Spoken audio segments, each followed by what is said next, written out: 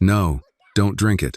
Ethan Caldwell turned just as a small hand struck his wrist. The porcelain cup flew from his grasp and shattered against the marble floor. Dark coffee exploding upward in a hot, bitter spray that soaked into his navy suit. He jerked back, instinctively upright, his chair scraping sharply behind him. The burn along his knuckles registered first, then the silence.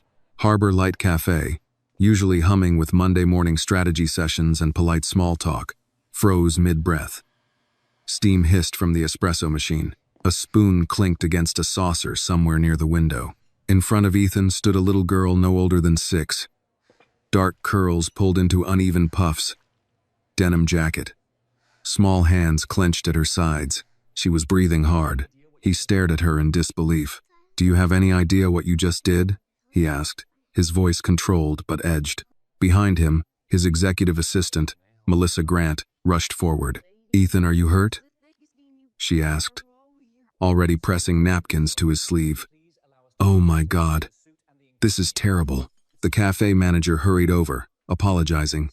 A few customers murmured in irritation. "Where's her mother? This is outrageous." The little girl didn't flinch. "You weren't supposed to drink it," she said. Ethan let out a short breath of disbelief. "Excuse me? There's something in it." He almost laughed. Children imagined monsters under beds and secrets in shadows. They misunderstood ordinary things and dressed them in drama. He straightened his jacket. "That's enough," he said. "You don't knock things out of people's hands because you think there's something in them." She didn't back down. Instead, she stepped closer to the spill. Coffee spread across the white marble in a dark, uneven pool. Broken porcelain glinted like small teeth. The girl knelt. "Annie!" A woman's voice cried from behind the counter, but Annie ignored it. She leaned forward and sniffed. Ethan frowned. "Don't touch that," he said sharply. She shook her head and sniffed again, more deliberately this time. Her small nose wrinkled. "That's not just coffee," she said. A faint crease formed between Ethan's brows. "It smells wrong." He looked down at the puddle. All he smelled was roast Ethiopian blend, medium dark, the same he ordered every week. Familiar, comforting, but now that she had said it, he inhaled more carefully. There was something beneath the bitterness. A sharper edge, metallic, almost chemical. Melissa stopped blotting his sleeve. "Ethan," she said gently, "it's probably just the cleaning solution near the counter. Kids have sensitive noses." Annie stood up, eyes flashing. "It's not soap," she insisted. "It's like when my mom takes medicine and says it tastes bad." The firmness in her tone surprised him. She wasn't crying. She wasn't apologizing. She was arguing. "Sweetheart," Melissa said, her voice soft but strained, "you can't accuse people without knowing what you're talking about." Annie's chin lifted. "I know what I smelled." The cafe had grown quiet enough that even the older man by the window had stopped stirring his coffee. Ethan studied the puddle again. He had built his fortune on attention to detail, on noticing the small inconsistencies others dismissed. The girl's certainty unsettled him. "When did you notice this?" he asked. "When you were on the phone," Annie replied. He made it different. Different how? He looked around first. The cafe manager shifted uncomfortably. "That doesn't mean anything," he said quickly. Perhaps not, but Ethan felt something in his chest tighten, not fear exactly, but awareness. He crouched slightly, bringing himself closer to Annie's eye level. "Why didn't you tell someone instead of knocking it over?" Her answer came without hesitation. "You were about to drink it." Simple, practical, urgent. He glanced at the stain creeping toward the seam in the marble tile. If she was wrong, this was an expensive embarrassment. If she was right, he straightened slowly. "Get gloves," he told the manager, "and something to collect what's left." Melissa blinked. "Ethan, that's not necessary." "It is to me." His tone was calm, but final. The manager hurried to comply. A pair of disposable gloves appeared. Paper towels were carefully folded and used to soak what remained of the liquid into a clean container normally used for food storage. Ethan pulled out his phone. He did not dial 911. He dialed his head of security. "Tom," he said evenly when the man answered. "I need a courier at Harbor Light immediately. Priority handling. We're sending a sample to the lab." There was a pause on the other end. "Yes, sir." He ended the call. Melissa's posture stiffened slightly. A lab, she repeated. Isn't that a little extreme? Ethan met her eyes. Extreme would be ignoring it. Annie watched him closely. Her breathing had slowed now. Around them, the customers began whispering again, this time not with annoyance, but curiosity. Ethan looked once more at the coffee soaking into sterile white paper. He had nearly swallowed it without a thought. Routine had made him careless. The little girl tugged lightly at her oversized jacket sleeve. I'm not lying, she said quietly. He studied her face. 6 years old. Too young to understand corporate rivalries. Too young to orchestrate a scene like this. And yet she had been certain enough to risk trouble. He nodded once. I don't know if you are, he said honestly. But we're going to find out. Outside the cafe windows, Seattle's gray morning pressed against the glass. Inside, a broken cup lay in pieces. And for the first time in a very long while, Ethan Caldwell realized how fragile control really was. How easily it could shatter in the hands of a child brave enough to say something wasn't right. The courier would arrive in minutes. The truth would take longer. But whatever was hiding beneath the scent of roasted coffee, he intended to uncover it. The courier arrived in 11 minutes. Ethan Caldwell noticed that because he noticed everything when stakes were involved. A black SUV pulled up in front of Harbor Light Cafe. Discreet but official. Tom Harris, head of security for Caldwell Urban Systems and former Marine, stepped inside with the calm of a man who had walked into worse rooms. The cafe had not returned to normal. Customers remained seated, some pretending to scroll their phones while openly watching. The manager hovered behind the counter. Annie stood close to her mother now, though her eyes never left the container holding the coffee-soaked paper towels. Tom approached Ethan. Sir, Ethan gestured toward the sealed container. Chain of custody, direct to Northwest Toxicology. I want preliminary results the moment they have them. Tom nodded, pulling on gloves before placing the container into a secure transport case. He did not ask questions. That was why Ethan trusted him. As the case snapped shut, Annie's mother stepped forward. Mr. Caldwell, she said quietly, I'm Lena Johnson. I'm so sorry about all of this. Ethan looked at her properly for the first time. She wore the cafe apron over a faded long-sleeve shirt. There was flour dust on her sleeve. Her hair was pulled back in a practical knot that had begun to loosen under stress. You're her mother, he said. Yes, sir. Her tone carried respect without submission, the kind that came from working long hours and knowing exactly how much she needed her job. She didn't mean to cause trouble, Lena continued. She's observant. Annie squeezed her mother's hand. I'm not in trouble, she said, more to herself than anyone else. Ethan studied the child again. You might have saved me from something, he said carefully. Or you might have destroyed a perfectly good suit. A flicker of something, almost a smile, touched Annie's mouth. But it vanished quickly. Tom headed toward the door. I'll call you from the lab, he told Ethan. The cafe door opened and closed. The gray Seattle morning swallowed the SUV. Inside, the air felt heavier. Melissa stood a few feet away, arms folded now, posture tight. Her earlier urgency had settled into something controlled. This is escalating unnecessarily, she said. We don't even know if there's anything wrong. Ethan turned to her. That's precisely why we're testing it. She exhaled sharply. We have a city council meeting this afternoon. If this leaks, he interrupted calmly. It will be because someone put something in my coffee. The words hung in the space between them. Lena pulled Annie slightly behind her. Should we go home? She asked hesitantly. Ethan considered. If the results came back clean, this would become a story about a disruptive child and an overreaction. If they came back otherwise, he glanced at Annie. Not yet, he said. I'd like to review the security footage. The manager stiffened. Of course.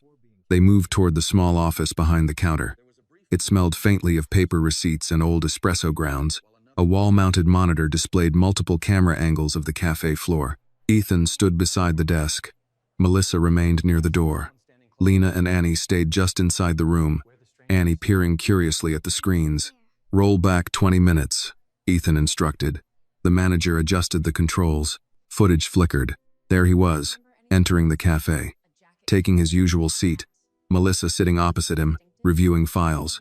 The barista preparing his drink. Ethan leaned closer. Pause.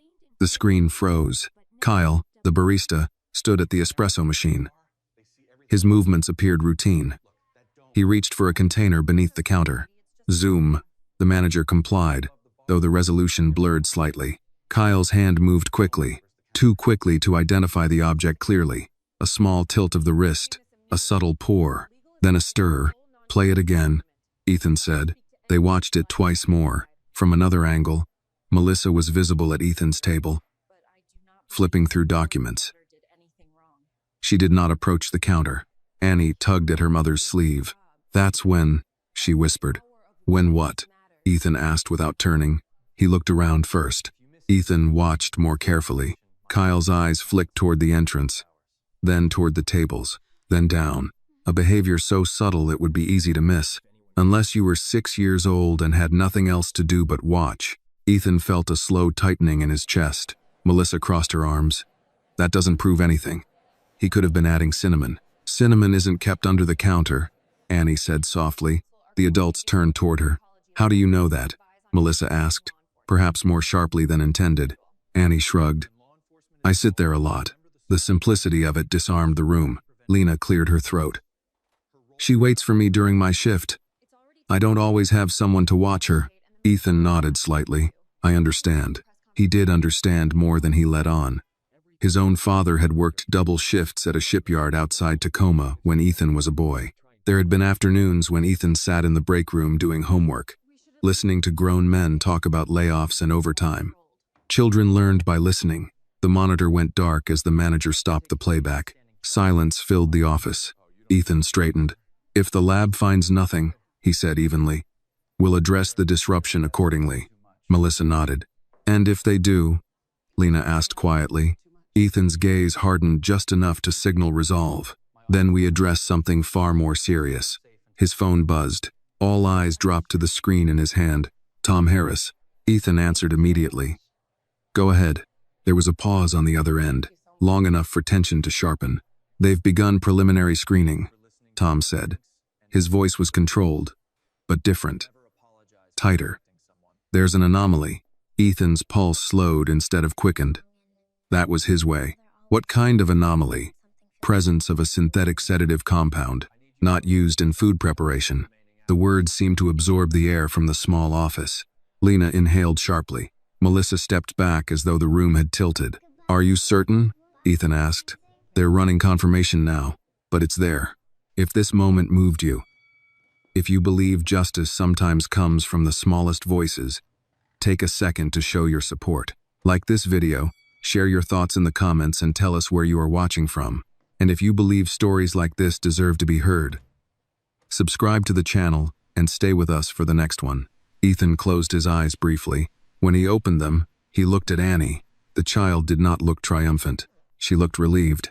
"I told you," she said quietly. Ethan slipped the phone back into his pocket. "Call the police," he instructed the manager. His voice carried no anger, no panic, only decision. Outside the office window, the cafe patrons sensed the shift. Conversations hushed again. Something larger than a broken cup had taken hold of the morning. Ethan looked once more at the security monitor. A routine, a habit, a familiar place, all compromised. He had built his career on identifying risk before it materialized. Yet the threat had come disguised as comfort, and it had taken a 6-year-old child to see what he did not. He turned toward Annie. "Thank you," he said simply. The word carried weight far beyond courtesy. Annie looked down at her shoes, then back up. "I just didn't want you to get sick." In the distance, sirens began to approach, faint at first, then clearer against the hum of Seattle traffic. The truth was no longer a possibility. It was coming through the front door. The sirens did not wail. They approached with controlled urgency, lights flashing but no sound. A quiet authority that matched the gravity settling over Harbor Light Cafe. Through the front windows, red and blue reflections slid across polished tables and startled faces. Officer Ramirez entered first. The same broad-shouldered steadiness from earlier in the morning replaced now with sharper focus.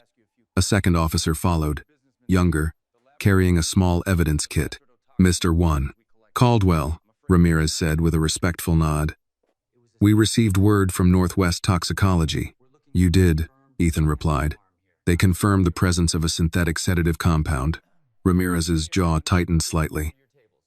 "We'll need statements from everyone present." The cafe manager began ushering customers toward their tables again, asking them to remain seated. The atmosphere shifted from curiosity to something heavier witness. Annie stood close to Lena, small fingers wrapped tightly around her mother's hand. Ethan noticed she had stopped trembling. Ramirez crouched down slightly to Annie's level. "You're Annie?" he asked gently. She nodded. "I'm going to ask you a few questions. Is that okay?" She looked at her mother. Lena knelt beside her. "Just tell the truth, baby. Like you always do." Annie turned back to the officer. "I saw him put something in the coffee," she said before he could begin. Ramirez raised a hand gently. "Slow down for me. Start from the beginning." Ethan stepped back, giving space but remaining within earshot. "I was drawing," Annie began, "and Mr. Caldwell was on the phone, and Kyle looked around first. Like this," she demonstrated, turning her head left and right dramatically. Then he opened something white and poured it in. "Did you see what it was?" Ramirez asked. She shook her head. "Just that it was small, and he hid it after." Ramirez nodded thoughtfully. "And that's when you knocked the cup down?" "Yes." "Why didn't you tell your mom first?" Annie hesitated. "You were about to drink it," she said simply. Ramirez looked up at Ethan. "She's consistent," he said quietly. Ethan nodded once. Across the cafe, another officer approached the counter. "Kyle Martin," he called. The barista stepped forward slowly. His earlier composure had thinned. Sweat dotted his forehead. "Yes. You're coming with us for questioning." "I didn't mean—" Kyle began, then stopped himself. "I mean, I didn't do anything. You can explain that at the precinct." As they secured his wrists, not roughly, but firmly, the cafe fell completely silent. Melissa stood near Ethan, arms folded tightly. "This is unbelievable," she murmured. "Our stock is going to plummet if this hits the press." Ethan turned to her slowly. "My concern right now isn't the stock." She looked at him as if recalibrating. Ramirez stood and approached Ethan. "Mr. Caldwell, we'll need you down at the station as well for a formal statement. And your head of security." "I'll be there," Ethan said. Ramirez glanced toward Annie. "And her mother." Lena stiffened. "Are we in trouble?" "No, ma'am," Ramirez assured her. "We just need her account recorded properly." Lena nodded, though worry lingered in her expression. As officers began collecting the broken porcelain pieces, Ethan's phone buzzed again. A message from the communications director at Caldwell Urban Systems. "We're hearing rumors. Please advise." Rumors moved faster than police cars in Seattle. He typed a brief response. No statement until confirmed details. He slipped the phone back into his pocket. Melissa watched him carefully. "You should let legal handle this," she said. "This could be framed as negligence on the cafe's part." "Negligence?" Ethan repeated evenly. "Well, security protocols, staff oversight, or attempted poisoning," he interrupted. She fell quiet. Lena approached cautiously. "Mr. Caldwell, what happens now?" Ethan studied her face. "Fear, yes, but also something else. Pride." She was holding herself upright for her daughter's sake. "Now," he said, "we find out who gave the order." The words hung in the air. Kyle hadn't acted alone. That much felt clear. Tom Harris entered the cafe again, expression grim. "There's more," he said quietly to Ethan. "Go on. The compound isn't over the counter. It's pharmaceutical grade. You don't get it without connections." Ethan absorbed that. "So this wasn't random?" "No." Melissa shifted slightly. "Connections like what?" she asked. Tom glanced at her briefly before answering Ethan. "Corporate supply chains. Medical distribution. Possibly someone with executive access." Executive. The word lingered. Ethan's gaze drifted across the cafe, the tables, the counter. The familiar routine fractured beyond repair. He thought of the Rainier Valley vote scheduled for the following afternoon. A decision that would determine control over 3 blocks of redevelopment land worth hundreds of millions. He had opposed accelerating the acquisition timeline. Several members of the executive team had disagreed, including— His phone buzzed again. This time, it was Victor Lang, Chief Operating Officer. "Call me immediately." Ethan did not respond. Instead, He looked at Annie. She had picked up one of her fallen crayons and was turning it between her fingers absent-mindedly, as if the morning's events were already settling into memory. He crouched slightly. "You did a brave thing today," he told her. She looked up at him. "I just smelled something wrong." He gave a faint nod. "Sometimes that's all it takes." Ramirez approached again. "We're ready when you are." Ethan straightened. He glanced once more at the shattered remnants of his routine, the table where he sat every Monday, the cup he never questioned, the assistant who stood too quiet now. Control, he thought, was an illusion built on predictability. And predictability had just been broken by a child with better instincts than an entire boardroom. He reached for his jacket despite the coffee stains and squared his shoulders. "Let's go," he said. As they moved toward the door, Melissa stepped beside him. "Ethan," she said softly, "you don't actually believe someone inside the company would try to harm you." He paused. For the first time since the cup shattered, he met her eyes without distraction. "I believe," he said calmly, "that power makes people bold." Then he walked out into the gray Seattle morning, police lights reflecting off glass towers he had helped build. Behind him, Annie stood on her toes to watch through the window. The world had shifted, and someone, somewhere, had just realized their plan had failed. Chapter 4. The Man in the Glass Office. The Seattle Police Department headquarters rose in cold gray stone, a building designed to project steadiness. Inside, fluorescent lights hummed faintly above polished floors, worn by decades of footsteps, criminals, victims, witnesses, and occasionally men like Ethan Caldwell. Ethan sat in interview room 3. No handcuffs, no accusation, just a metal table, 2 chairs, and a camera in the corner.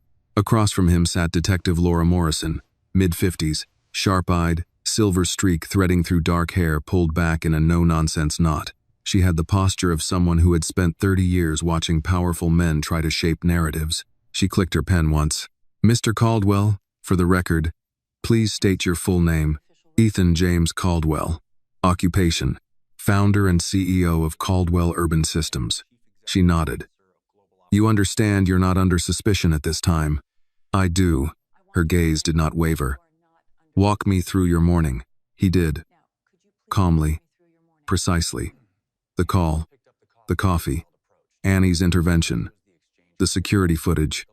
The lab confirmation. Morrison listened without interrupting, only jotting notes when necessary. "Do you have enemies?" she asked finally. A faint breath left Ethan's nose. "Define enemies." "Anyone who benefits from you being hospitalized tomorrow." That narrowed the field. "There's a zoning vote scheduled at 2 p.m., Ethan said. "Rainier Valley redevelopment. High stakes. Opposition. Community groups concerned about displacement. And internally." He paused. "Internally?" Morrison prompted. "Disagreements about acquisition speed and financing structure." She leaned back slightly. "Names." Ethan considered the weight of that. "Victor Lang, Chief Operating Officer." Morrison's pen stilled. "Why him?" "He's advocated for more aggressive expansion. I've slowed certain projects recently. Would he gain control if you were incapacitated?" "Yes, temporarily." She nodded once. "Temporary control can move permanent money." Across the hall, in a smaller room furnished with softer chairs, Annie sat swinging her legs gently above the floor. Lena sat beside her, hands folded tightly in her lap. Officer Ramirez conducted the child interview carefully. "You're doing great," he told Annie. "Just tell me exactly what you remember." Annie nodded. "I was coloring a picture of the Space Needle," she said. Mr. Caldwell was talking loud on his phone. The coffee man looked around. Then he poured something in. "Did you see anyone else near him?" She frowned slightly, thinking. He looked at the lady in the gray suit. Ramirez's brow lifted. "Which lady?" Annie pointed vaguely in the direction of where Melissa had stood earlier. She was watching him. Ramirez exchanged a subtle glance with the officer taking notes. Back in interview room 3, Morrison folded her hands. "Your assistant," she said. "Melissa Grant.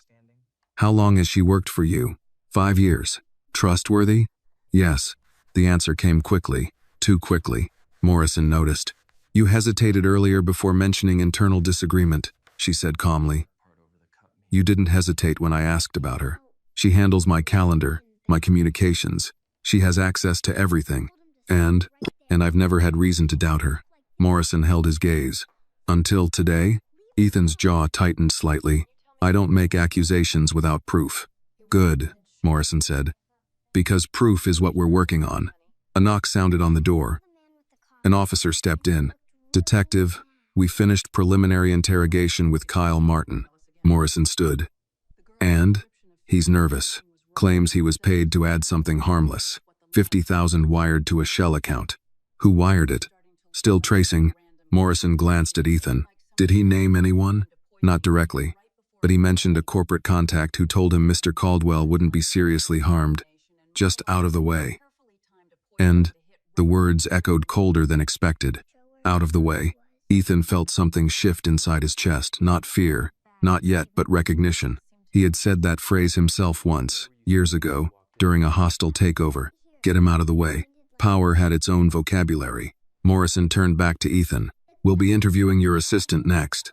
At that exact moment, in the lobby, Melissa Grant stood near the vending machines, phone pressed to her ear. They're asking about Victor, she whispered sharply. This is getting out of control. A pause. No, he hasn't said anything definitive.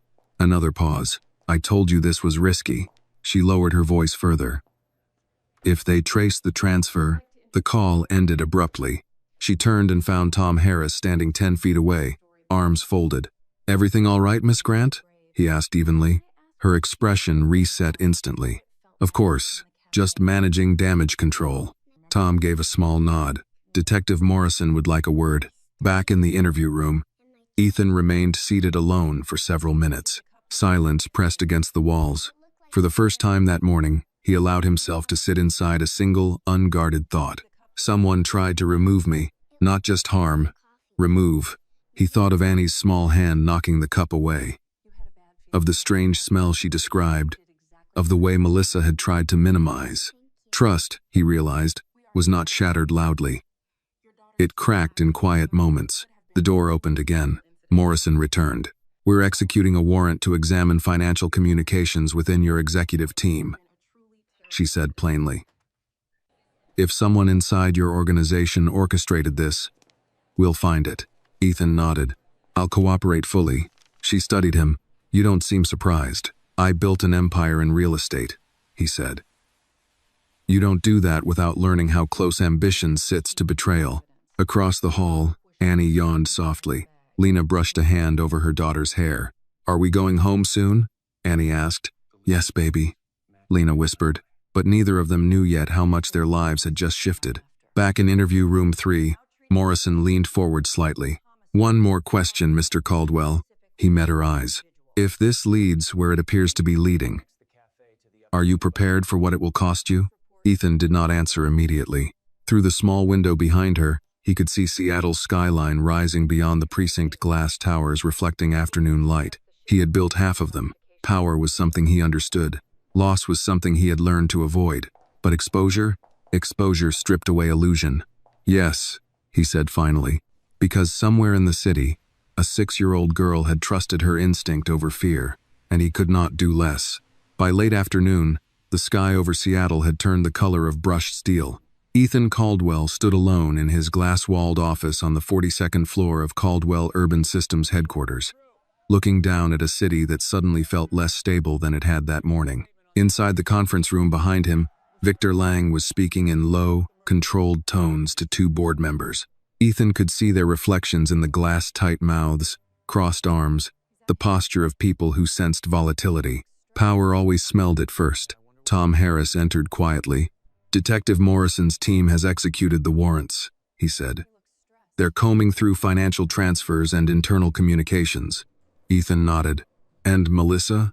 She's being interviewed separately. A long pause hung between them. Tom lowered his voice. You still trust her? Trust. The word felt heavier than usual. I trusted her at 9 this morning, Ethan said. That feels like another lifetime. Tom didn't reply. He had been with Ethan since the early days, back when Caldwell Urban Systems had operated out of a rented office above a hardware store. Tom had watched Ethan negotiate with bankers who saw him as reckless, with city officials who dismissed him as ambitious but naive. Ambition had aged them both. Now the threat was not external competition. It was internal rot. Ethan turned from the window. Set up a full executive meeting for tomorrow morning. I want everyone present. Tom hesitated. That could escalate things. It already is. Across town, in a modest 2-bedroom apartment above a laundromat in Capitol Hill, Lena sat at the small kitchen table while Annie colored quietly beside her. The hum of dryers below vibrated faintly through the floor. You were very brave today, Lena said softly. Annie shrugged, still focused on her crayons. It smelled funny. Still, Lena pressed gently. That was a big thing you did. Annie looked up, brown eyes steady. Mommy, why did that lady look mad when I said it was the assistant? Lena froze. What lady? The one in the gray suit. She looked at me like I did something bad. Lena swallowed. Sometimes grown-ups don't like being questioned. Even if they're wrong, the innocence of it hurt. Especially then, Lena said quietly. Annie returned to coloring. Lena leaned back in her chair, exhaustion pressing down. She had worked double shifts for years to keep Annie in a decent school district. She had endured subtle slights from customers who saw her uniform before they saw her face. And today, her daughter had stepped into a battle between powerful adults without hesitation. Pride warred with fear. At police headquarters, Detective Morrison stared at a bank statement projected on the wall. Here, she said, tapping the screen, a wire transfer. $50,000. Routed through a Delaware shell corporation. Originating from a private investment account linked to Lang Development Holdings. Victor Lang. Officer Ramirez exhaled slowly. That's your corporate contact. Looks that way. But here's the twist, Ramirez added, pulling up another document. Melissa Grant's name is on the authorizing paperwork. Morrison's eyes narrowed. Joint signatory? Looks like she processed it. Morrison leaned back. So is she a pawn? She murmured. Or a partner? Back at Caldwell headquarters, Victor Lang entered Ethan's office without knocking. A subtle breach of etiquette. Hell of a day, Victor said lightly. Tall, athletic, mid-40s. Silver at the temples. The kind of man who wore confidence like a tailored coat. Ethan gestured toward the seating area. Sit. Victor remained standing. I assume the police have already contacted you, Ethan said. Victor smiled faintly. Of course. They're casting a wide net. Financial records don't lie. Victor's eyes flickered. Just briefly. You think I had something to do with this? He asked, voice perfectly measured. I think someone wanted me removed before tomorrow's vote. Victor spread his hands. You've made enemies. Yes, Ethan agreed. But I usually know who they are. A beat passed. Victor stepped closer. You've slowed growth, Ethan. You've diluted returns chasing public image rehabilitation. Affordable housing concessions. Community forums. The board is nervous. And poisoning me would stabilize them? Ethan asked coldly. Victor's jaw tightened. That's an outrageous accusation. I didn't accuse. Ethan replied evenly. I observed. For a moment, neither man spoke. The city shimmered behind them in the fading light. You're letting that child's imagination cloud your judgment, Victor said finally. Ethan's voice dropped. She smelled something none of us did. Victor scoffed softly. Children imagine monsters in closets. Sometimes, Ethan said. The monster is standing in the room. Victor held his gaze, then turned toward the door. Be careful, Ethan, he said. You're about to destabilize your own company. The door closed behind him. Tom re-entered seconds later. Well? He's scared, Ethan said quietly. Good. No, Ethan corrected. Dangerous. At the precinct, Melissa Grant sat across from Detective Morrison. Her mascara had smudged slightly. Whether from stress or calculation, Morrison couldn't yet tell. I didn't know what it was, Melissa insisted. Victor told me it was a harmless sedative. A stunt. To delay the vote. And you thought that was acceptable? Morrison asked evenly. Melissa's composure cracked. You don't understand corporate warfare, she snapped. People lose millions over timing, and people lose their lives over arsenic. Melissa went pale. I didn't know it was poison. Wire transfers don't process themselves. Tears slid down her cheeks. I just handled paperwork. Morrison studied her. You handled access, she said softly. You knew his schedule, his habits, His coffee. Melissa looked away. Back in Capitol Hill, Lena's phone rang. Unknown number. She hesitated, then answered. "Miss Brooks?" A calm female voice asked. "This is Detective Morrison. I wanted to update you." Lena listened carefully, heart pounding. "They've found financial evidence linking Mr. Caldwell's COO to the payment," Morrison said. "Your daughter's testimony was crucial." Lena looked at Annie, who was now humming to herself. "She's 6, Lena said quietly. "She shouldn't have to carry things like this." "I know," Morrison replied. "But sometimes courage doesn't check age first." After the call ended, Lena sat still for a long moment. Up in his penthouse, Ethan stood alone on the balcony as night settled over Seattle. Wind moved through the air like a whisper. He thought about trust, about power, about how thin the line was between leadership and control. He had built structures of steel and glass, but loyalty? That was something far more fragile. Behind him, his phone buzzed. A message from Detective Morrison. "We're moving to arrest Victor Lang tonight." Ethan stared at the skyline. Some foundations cracked loudly. Others split beneath the surface long before anyone noticed. Tomorrow would not be about zoning votes anymore. It would be about reckoning. Victor Lang was arrested at 9:17 p.m. The timing was deliberate. Detective Morrison believed in visibility.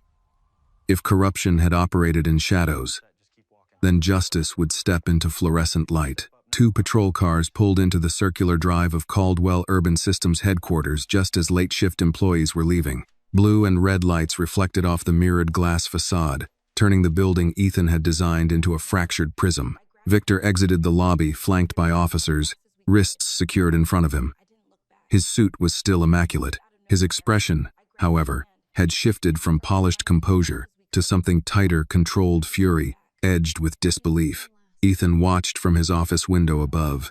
He did not smile. He did not feel triumph. He felt the weight of consequence. Tom stood beside him. "It's done." "No," Ethan said quietly. "It's begun." Downstairs, cameras had already gathered. Seattle's media machine moved quickly when money and scandal intersected. A reporter called out, "Mr. Lang, did you attempt to poison your CEO?" Victor paused just long enough to look toward the upper floors, toward Ethan's office. Their eyes did not meet, but the message traveled anyway. "This isn't over." Inside the police vehicle, Victor leaned back against the seat. "You're making a mistake," he told Morrison calmly. "We have wire transfers," she replied. "We have the barista's statement. We have your assistant's digital authorization trail. You have circumstantial connections," Victor countered. "Corporate strategy isn't a crime. Arsenic is," Morrison said evenly. At the precinct, paperwork began its slow, methodical march. Charges, attempted murder, the words carried weight. Across town, Lena turned off the television the moment Victor's arrest flashed across the screen. Annie had been brushing her teeth. "Was that the coffee man?" Annie asked through toothpaste foam. "No, baby," Lena said softly. "That was someone who made a very bad choice." "Is he going to jail?" "Yes." Annie considered that seriously. "Will he have to say sorry?" Lena paused. "I hope so." But she knew apologies did not erase intent. Back in his penthouse, Ethan poured himself a glass of water. He had not touched whiskey since the incident. The sharp scent of the lab report still lingered in memory, the sterile language describing arsenic levels, enough to cause severe organ damage, enough to alter a life. He set the glass down untouched. His phone buzzed again. "Detective Morrison. He's processing now," she said. "Melissa Grant is cooperating." "In exchange?" Ethan asked. "Reduced charges if she testifies fully." He nodded, though she could not see it. "And the board?" she asked. "They'll survive. Will you?" The question lingered. "I've survived worse," Ethan said. But as he hung up, he realized something uncomfortable. He had survived competition, market crashes, hostile takeovers. He had never survived betrayal this close. The next morning, Caldwell Urban Systems felt different. Employees spoke in hushed tones near elevators. News vans remained parked outside. Headlines scrolled across financial news tickers. Corporate poison plot. CEO targeted in internal power struggle. Ethan entered through the main lobby rather than the private garage. It was intentional. Confrontation required presence. As he walked past reception, An older security guard named Harold straightened. "Morning, Mr. Caldwell," Harold said, voice steady. "Morning, Harold. How's your wife's recovery?" Harold blinked in surprise. She's doing better, sir. Physical therapy twice a week." "Good," Ethan said. "Tell her I'm glad." He continued toward the elevators. Small acknowledgement, but deliberate. On the executive floor, the board sat waiting. 6 members, most over 50. All seasoned enough to recognize crisis when it knocked. Margaret Whitmore, the eldest, spoke first. "This is catastrophic publicity." "It's also clarity," Ethan replied. "You're suggesting this was entirely Victor's doing?" "Yes. And you bear no responsibility?" Another member pressed. Ethan did not flinch. "I built a culture where ambition thrived," he said. "If that ambition metastasized, that is partly on me." The room fell quiet. Honesty was not the expected currency in corporate defense. Margaret folded her hands. "What do you intend to do?" Ethan walked to the window overlooking the city. "Proceed with the Rainier vote," he said, "and expand the affordable housing commitment from 15% to 30%. Murmurs erupted. "That will cut margins," someone argued. "It will stabilize legacy," Ethan replied. "This company was nearly destroyed by internal greed. We correct that by building something that serves more than shareholders." "You're reacting emotionally," a board member said sharply. "Yes," Ethan agreed. For once, silence again. Emotion had been absent from Caldwell Urban Systems for years. After the meeting, Ethan returned to his office. Tom closed the door behind him. "You're shifting direction." "I am. Because of Annie?" Ethan thought of the small girl pointing at spilled coffee on marble floor. "Because she noticed." "Because I've been optimizing profit for 2 decades, Ethan said quietly, "and nearly lost my life to someone optimizing power." Tom nodded slowly.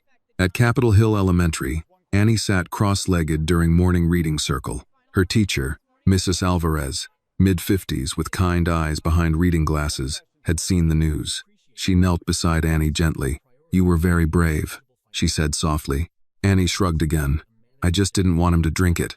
Mrs. Alvarez smiled faintly. "Sometimes doing the right thing isn't complicated." Later that afternoon, a black sedan pulled up outside Lena's building. Ethan stepped out alone. No cameras, no entourage. Lena opened the door cautiously. "Yes, I wanted to thank you," Ethan said simply. "You already did," Lena replied. "I didn't do it properly." Annie peeked around her mother's side. "You're not drinking coffee anymore?" she asked. Ethan almost smiled. "Not today." He crouched to her level. "You saved my life." Annie studied him. "I just told the truth." He nodded slowly. "That's usually what saves people." He stood and looked at Lena. "I'd like to establish a scholarship fund in Annie's name," he said, "for children in service industry families. Full tuition support through high school." Lena's eyes widened. "That's not necessary." "It's not charity," Ethan said. "It's recognition." She hesitated. "What do you want in return?" "Nothing." She searched his face for calculation. Found none. Behind him, the city hummed with its usual rhythm: traffic, sirens, distant construction. But something had shifted. Power had been confronted. Betrayal had been exposed. And a 6-year-old girl had altered the course of a corporation. Ethan extended his hand not as a billionaire, but as a man recalibrating his understanding of worth. Lena took it. In that handshake was no contract, only acknowledgement. Seattle woke to headlines that did not fade. Corporate coup charged in poison plot. CEO survives alleged internal power grab. Child witness prevents tragedy.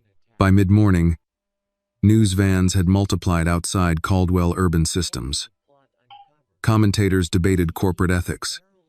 Financial analysts speculated about stock volatility. Social media carved the story into sharp, simplified narratives. But inside the building, the mood was quieter, heavier. Ethan stood in the executive conference room, looking at the long walnut table where Victor Lang had once sat at his right hand. Power rearranged itself quickly after an arrest. Margaret Whitmore cleared her throat. "The markets opened down 6%. They'll recover," Ethan replied, "if investors believe governance is stable." "It will be." Another board member leaned forward. "You've announced a scholarship fund. You've expanded affordable housing commitments. Some are calling this reputation repair." Ethan met his gaze calmly. "Call it what you like. It's overdue. Margaret studied him carefully. She had watched Ethan for 20 years, watched him climb, negotiate, dominate. What she saw now unsettled her not because it was weak, but because it was different. "You're changing the company's direction," she said. "I'm correcting it." After the meeting, Ethan retreated to his office. Tom followed, closing the door softly. "Public sentiment is actually trending in your favor," Tom said. "People love the story of a powerful man saved by a child." Ethan walked toward the window. "I don't want to be a story," he said quietly. "I want to be responsible." Tom hesitated. "Victor's legal team is aggressive. They're suggesting you created a hostile work environment that pressured him into extreme measures." Ethan gave a faint, humorless smile. "Accountability often arrives disguised as accusation." Across town, at Capitol Hill Elementary, Annie's classmates stared at her during recess. "Did you really stop a bad guy?" one boy asked. Annie shrugged. "He wasn't bad. He just made a bad choice." Mrs. Alvarez watched from the edge of the playground. She had taught long enough to know that attention, good or bad, could distort a child. She knelt beside Annie when the bell rang. "You don't have to answer every question," she said gently. "I don't mind," Annie replied. "It's just coffee." Mrs. Alvarez smiled softly. Children had a way of reducing adult chaos to simple truths. That afternoon, Lena returned to Café Solstice for her shift. The cafe had always been warm, earth-toned walls, local art, jazz humming softly through the speakers. Today it felt charged. Regular customers offered nods of approval. "You raised a brave girl," an older man said, adjusting his reading glasses. "Thank you," Lena replied politely, but she felt the undercurrent too. A few glances lingered longer than usual, not all of them kind. Near closing time, a woman in a tailored coat approached the counter. "You're the mother," she said, not unkindly. "Yes. You understand your daughter's testimony could ruin livelihoods?" Lena's spine straightened. "My daughter told the truth." The woman held her gaze. "Truth has consequences." "So does poison," Lena replied evenly. The woman said nothing more. That evening, Detective Morrison sat across from Victor Lang in an interrogation room. He looked composed again, controlled. "You're overreaching," he said. "Corporate maneuvering is not conspiracy. Arsenic is not maneuvering," Morrison replied. "You can't prove I intended lethal harm." "We don't need to," she said calmly. "Intent to incapacitate is sufficient." Victor leaned forward slightly.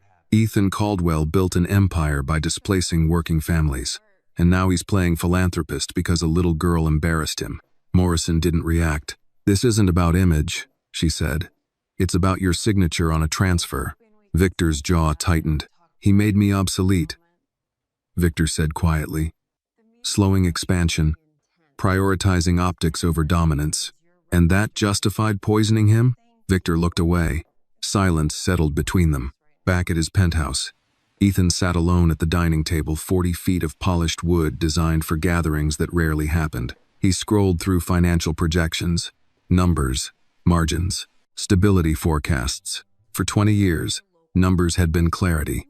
Now they felt insufficient. His phone buzzed. A text from Lena. Annie asked if you're okay. He stared at the screen longer than necessary before replying. "Tell her I am. And thank her again." A pause, then another message. "She says next time don't ignore your nose." A small breath of laughter escaped him. Wisdom did not require age. The following morning, Ethan visited Café Solstice again. No media, no announcement, just presence. The staff stiffened slightly when he entered. Kyle's replacement, a young woman studying business at the University of Washington, prepared his coffee carefully. Ethan watched the process, not suspicious, attentive. When Lena stepped from the kitchen, she seemed surprised. "You don't have to keep coming here," she said. "I know." He picked up the cup, inhaled deliberately. "Smells like coffee," he said. She almost smiled. They sat at a small table near the window. Outside, autumn leaves moved along the sidewalk in soft spirals. "I've been thinking," Ethan said, "about culture. About what I allowed to grow inside my company." Lena listened quietly. "My father worked construction his whole life," Ethan continued. "He believed integrity was the only currency that didn't fluctuate." "And you forgot?" she asked gently. "I optimized it. For profit." "Yes." She considered him. "Children don't optimize," she said. "They just react. Instinctively." Honestly, he nodded. Silence settled comfortably between them. For the first time in years, Ethan allowed himself to sit without calculating the next move. Later that afternoon, Caldwell Urban Systems stock began to rebound. Public confidence stabilized. The Rainier Valley vote passed with expanded affordable housing requirements. News outlets framed it as a corporate course correction born from crisis, but Ethan knew better. Correction implied error. This felt more like awakening.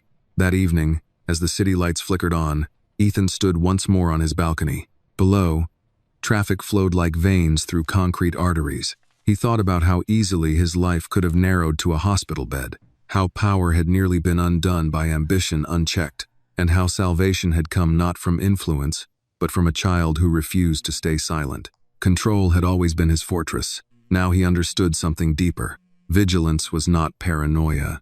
It was care. And care required attention. Inside, his phone vibrated again. Detective Morrison. "Victor's being held without bail," she said. "Trial will move quickly." "Good. There's something else," she added. "Corporate crimes like this don't happen in isolation.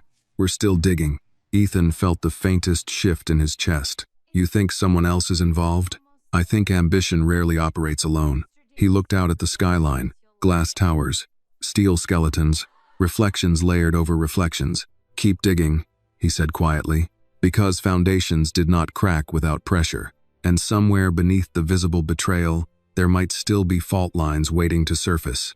The courtroom smelled faintly of polished wood and old paper. Victor Lang sat at the defense table in a navy suit that fit as sharply as ever, though something in his posture had dulled. The arrogance was still there, but thinner now, like a suit worn too many times without alteration. Ethan Caldwell entered quietly and took a seat in the second row. He did not sit in front. He did not want spectacle. He wanted clarity. Detective Morrison stood near the aisle, reviewing notes with the prosecutor. When she noticed Ethan, she gave a slight nod. Professional. Measured. The hearing was procedural bail review. Preliminary arguments, but the air carried something heavier than routine law. This was not merely a criminal proceeding. It was a public reckoning between power and consequence. Victor's attorney rose first. "My client denies any intent to cause fatal harm," he began smoothly. "At worst, this was a misguided attempt to delay a corporate vote. There is no evidence of lethal dosage intent." The prosecutor stood. "The substance recovered was arsenic.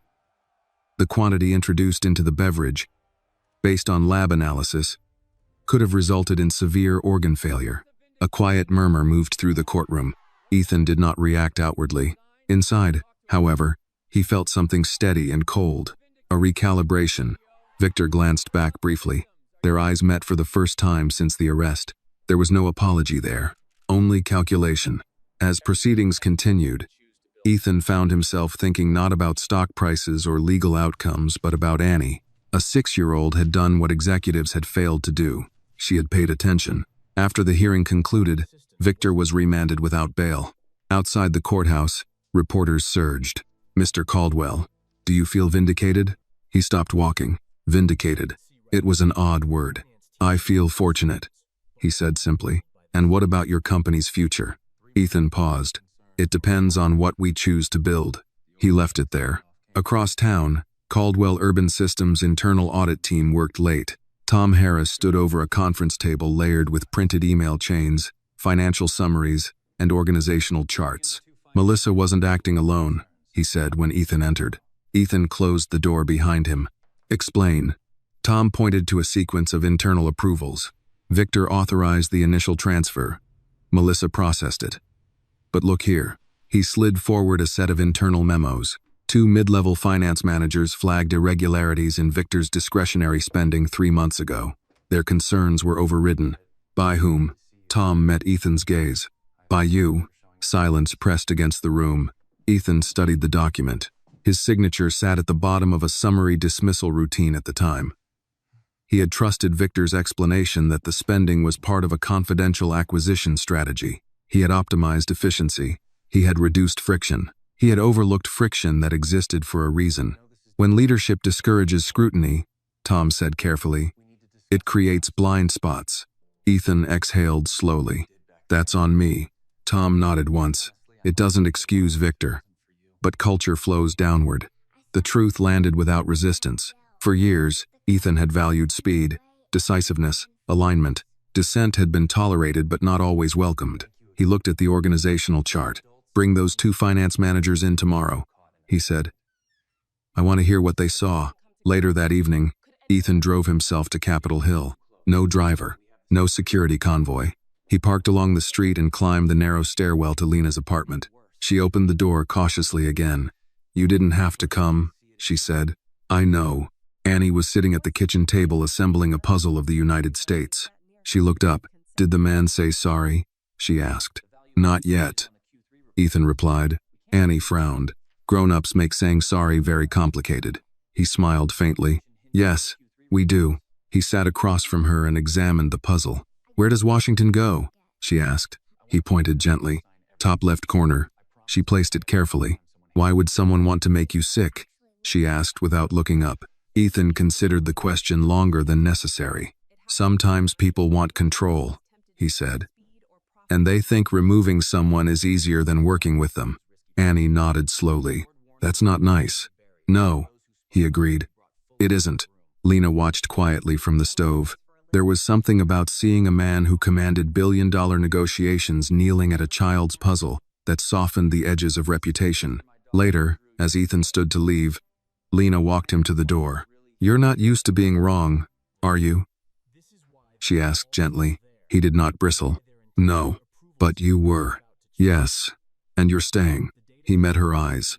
"Yes," she nodded. "Then maybe this changes something." Back at Caldwell headquarters the next morning, Ethan addressed the entire company. Employees filled the atrium, standing along railings and clustered between glass partitions.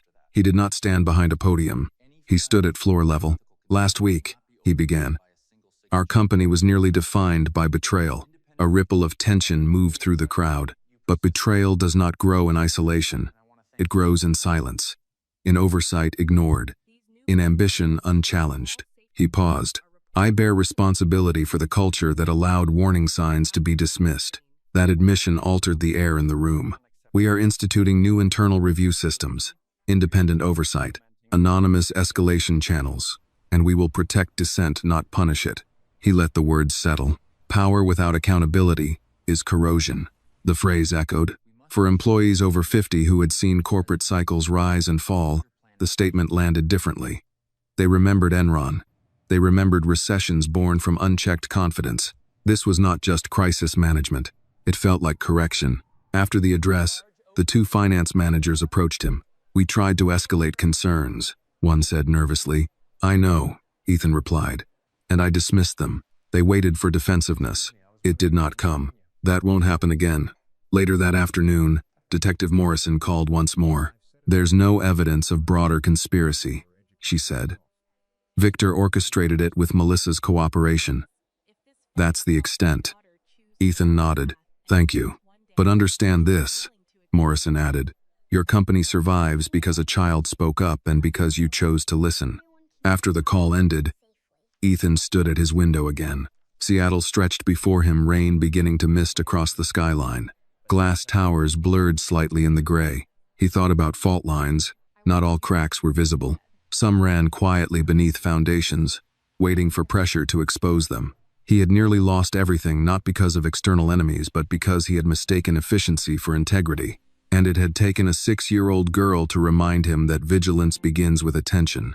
The question now was not whether he would survive this scandal. It was whether he would become worthy of surviving it. Rain settled over Seattle like a thin veil, steady and unhurried.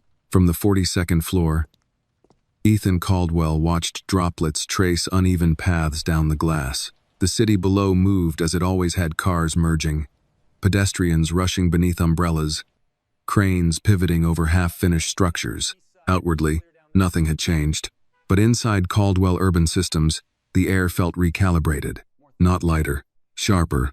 In the weeks since Victor Lang's arrest, systems had been audited, reporting structures revised, and independent oversight introduced. Compliance officers who once operated quietly now had direct access to the board. Anonymous reporting channels were established and, to Ethan's quiet satisfaction, used. Truth, it turned out, surfaced when given protection. That morning, Ethan met with the two finance managers whose concerns he had once dismissed: Robert Klein, 53, and Dana Whitfield, 48. Both had spent decades in corporate finance. Both had seen how momentum could silence prudence. "I owe you an apology," Ethan said without preamble. Robert shifted slightly. Dana studied him carefully. "You raised legitimate concerns," Ethan continued. "I prioritized speed over scrutiny." Dana folded her hands. "Speed rewards confidence. Scrutiny rewards caution." "And I rewarded the wrong one," Ethan replied. Robert exhaled slowly. "We didn't escalate further because historically, that didn't go well." The honesty did not wound. It clarified. "That history ends now," Ethan said. He meant it. Later that afternoon, he drove again to Capitol Hill. This time, he brought no agenda, only a small cardboard box. Lena opened the door, wary but not surprised. "You're becoming a regular," she said lightly. "I don't want to be a headline," he replied. "Just a neighbor." Annie sat cross-legged on the living room floor, building a tower from mismatched wooden blocks. She looked up. "You came back." "I said I would." He handed her the box. Inside was a simple children's science kit: magnifying glass, small beakers, safe chemical reaction experiments. "For your nose," he said. Annie's eyes widened. "To smell things?" "To question them," he corrected gently. She smiled. Lena watched from the doorway, arms folded loosely. "You don't have to keep proving gratitude," she said. "I'm not," Ethan replied. "I'm investing." "In what?" "In awareness." She studied him. "Awareness doesn't show up on quarterly reports." "No," he said quietly, "but it prevents poison from slipping through unnoticed." They sat at the small kitchen table while Annie examined her new kit. Outside, sirens wailed faintly in the distance, Seattle's constant reminder that life rarely paused. "You know people are talking," Lena said. "About what?" "About you." He raised an eyebrow. "Some say you're performing redemption. Others say you're genuinely changing." "And you?" he asked. She considered. "I think you're uncomfortable." He almost smiled. "That's accurate." "Good," she replied. "Growth usually starts there." At the courthouse the following week, Victor Lang entered a plea agreement negotiation phase. The prosecution's case was strong. The wire transfers, the testimony, the forensic evidence difficult to dismantle. Victor's attorney approached Ethan outside the courtroom. "My client is willing to accept responsibility for attempted harm," he said smoothly.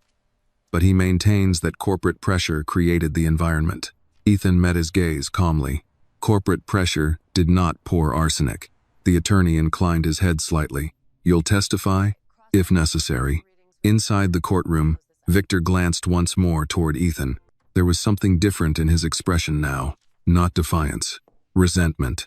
"You could have simply stepped aside," Victor said quietly when they crossed paths briefly in the hallway. "Let me run expansion, and you could have resigned." Ethan replied evenly. Victor's jaw tightened. "You think you're better than this?" "No," Ethan said. "I think I'm responsible for it." The words unsettled Victor more than anger would have. Outside, reporters waited again. This time, Ethan did not stop to speak. He had learned something about public narrative. It often distorted what quiet action clarified. Back at Cafe Solstice, Lena noticed subtle shifts in customers. More people lingered. Some asked about Annie. A few expressed skepticism about corporate sincerity. One older woman, gray-haired and steady-eyed, leaned across the counter. "I worked 30 years in municipal planning," she said. "Men like him don't change easily." Lena handed her a cappuccino. "Maybe," she replied. "But sometimes they're forced to see." The woman nodded slowly. "Seeing is one thing, acting is another." Later that evening, Ethan stood once more on his balcony. He thought about legacy. For years, he had measured it in square footage, skyline silhouettes, revenue growth. Now, those metrics felt incomplete.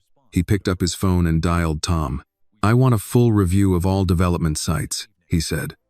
"Community impact assessments. Not just compliance, actual listening sessions." Tom paused. "That's going to slow timelines." "Good.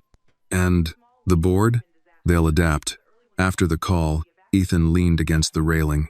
Below, Seattle shimmered in damp reflections. He remembered his father coming home from construction jobs with hands cracked from cold. dignity intact, despite modest pay. Integrity doesn't fluctuate, his father had said once. Ethan had heard it, but he had not internalized it. Until now. At Capitol Hill, Annie conducted her first experiment. A safe reaction vinegar and baking soda bubbled inside a small beaker. "It smells strong," she declared proudly. Lena laughed softly. "Good strong or bad strong?" "Curious strong," Annie said. Lena kissed the top of her head. "Curiosity keeps you safe." Back in his penthouse, Ethan allowed himself a rare stillness. He understood now that power without reflection decayed, ambition without restraint corroded, and trust, once cracked, required more than apology to repair it, required visible change. Victor Lang would likely accept a plea. Melissa Grant would testify. The company would stabilize. But the real trial had already occurred in a cafe, on a marble floor, where a small girl refused to ignore a strange smell. Ethan closed his eyes briefly. He had spent decades building upward. Now he was learning to build inward. The difference, he suspected, would determine what remained when the headlines faded. Chapter 10. The Measure of a Man. The plea agreement came on a Tuesday morning.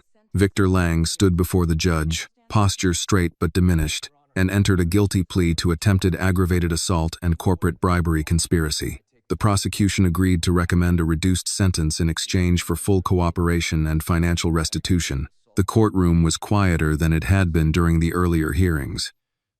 The spectacle had faded. What remained was consequence. Ethan sat in the second row again. He did not look triumphant. He looked older. When the judge asked Victor if he understood the charges and the rights he was waiving, Victor answered clearly, "Yes, Your Honor." There was no dramatic confession, no emotional collapse, just the steady closing of a door. As the hearing adjourned, Victor turned slightly toward Ethan. "You think this fixes it?" he asked under his breath, as deputies moved to escort him out. "No," Ethan replied evenly. "It acknowledges it." Victor's mouth tightened. "You built the same machine I did." "Yes," Ethan said quietly. "But I'm not pretending it didn't malfunction." Victor was led away. Outside, reporters waited again. But the frenzy had cooled into routine coverage. The story had moved from shock to analysis. Ethan stepped to the microphones this time. "Mr. Caldwell, do you feel justice has been served?" a reporter asked. "Justice is rarely perfect," Ethan replied. "But accountability matters.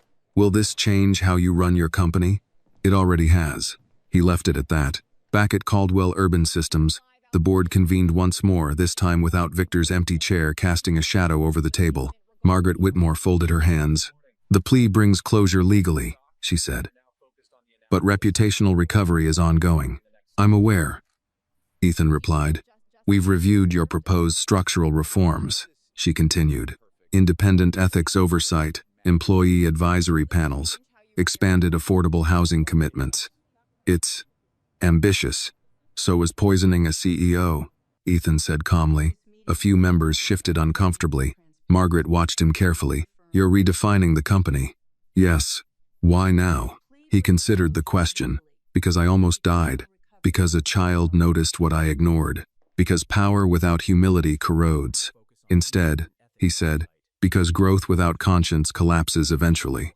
Silence followed. Then Margaret nodded once. "Proceed." That afternoon, Ethan drove again to Capitol Hill. He no longer felt like an outsider climbing the narrow stairwell to Lena's apartment. He knocked. Annie opened the door this time. "You're early," she said. "I thought we'd celebrate," he replied. "Did the judge make him say sorry?" "In a way." Annie considered that. "Did he mean it?"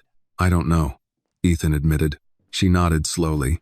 "Sometimes people say sorry because they have to." He crouched slightly to her level. "And sometimes they say it because they understand." "Which one are you?"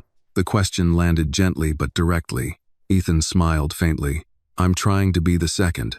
Inside, Lena set 3 plates on the small kitchen table, simple dinner, roast chicken and green beans. "You don't have to do this," she said as Ethan took a seat.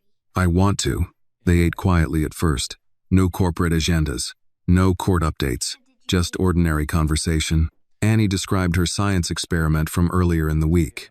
"It bubbled up so fast," she said, eyes bright, like it wanted to escape. "Pressure does that," Ethan replied. Lena glanced at him knowingly. "Yes," she said softly. It does. After dinner, Ethan helped Annie with a reading assignment.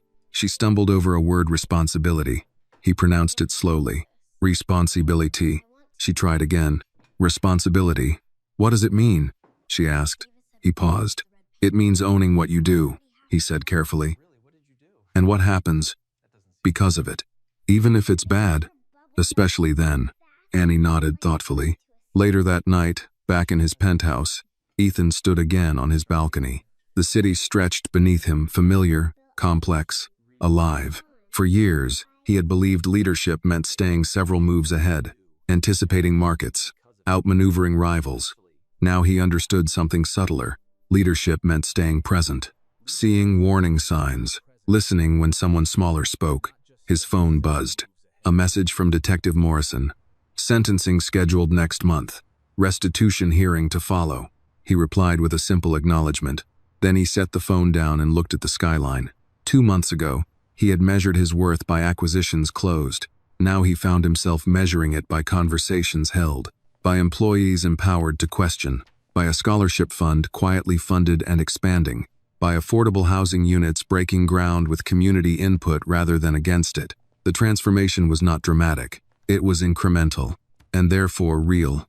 In Capitol Hill, Lena tucked Annie into bed. "Do you think Mr. Caldwell is good now?" Annie asked sleepily. Lena brushed hair from her daughter's forehead. "I think he's learning. Grown-ups take a long time," Annie murmured. "Yes," Lena said softly. "We do." Back at his desk, Ethan opened a folder labeled Legacy Planning. He deleted half of it. Then he began drafting something new. Not a speech, not a press strategy. A letter. To employees. To future leaders. To himself. He wrote about vigilance. About integrity that does not fluctuate. About the quiet courage of paying attention. He ended with a sentence he would not publish, but would keep. Power is not proven by control. It is proven by restraint. He leaned back. The city lights shimmered. He no longer saw them as trophies. He saw them as lives intersecting. And somewhere among them, a small girl who had refused to ignore a strange smell. The distance between wealth and wisdom, he realized, was narrower than he had once believed. It was crossed in a single moment. A moment of attention. A moment of choice. A moment when someone decided not to look away. Sentencing day arrived under a pale, wind-swept sky. The courthouse steps were damp from early morning rain, and the crowd outside was smaller than before. Public interest had softened. The headlines had cooled. But inside, the gravity remained. Ethan entered quietly, as he had before. No entourage, no statement prepared. Victor Lang stood once again before the bench, his attorney at his side. The judge reviewed final recommendations. 7 years with eligibility for parole after 5. Financial restitution. Permanent disqualification from corporate executive leadership. When the judge invited victim impact statements, the prosecutor glanced toward Ethan. He rose. There was no tremor in his voice. "Your Honor," he began, "I stand here not to ask for punishment beyond what the law requires. I stand to acknowledge the seriousness of what occurred." The courtroom was silent. An attempt was made to remove me from my position through harm. That is not corporate strategy. It is violence, disguised as ambition. He paused. I built an organization that prized results. In doing so, I failed to ensure that conscience held equal weight.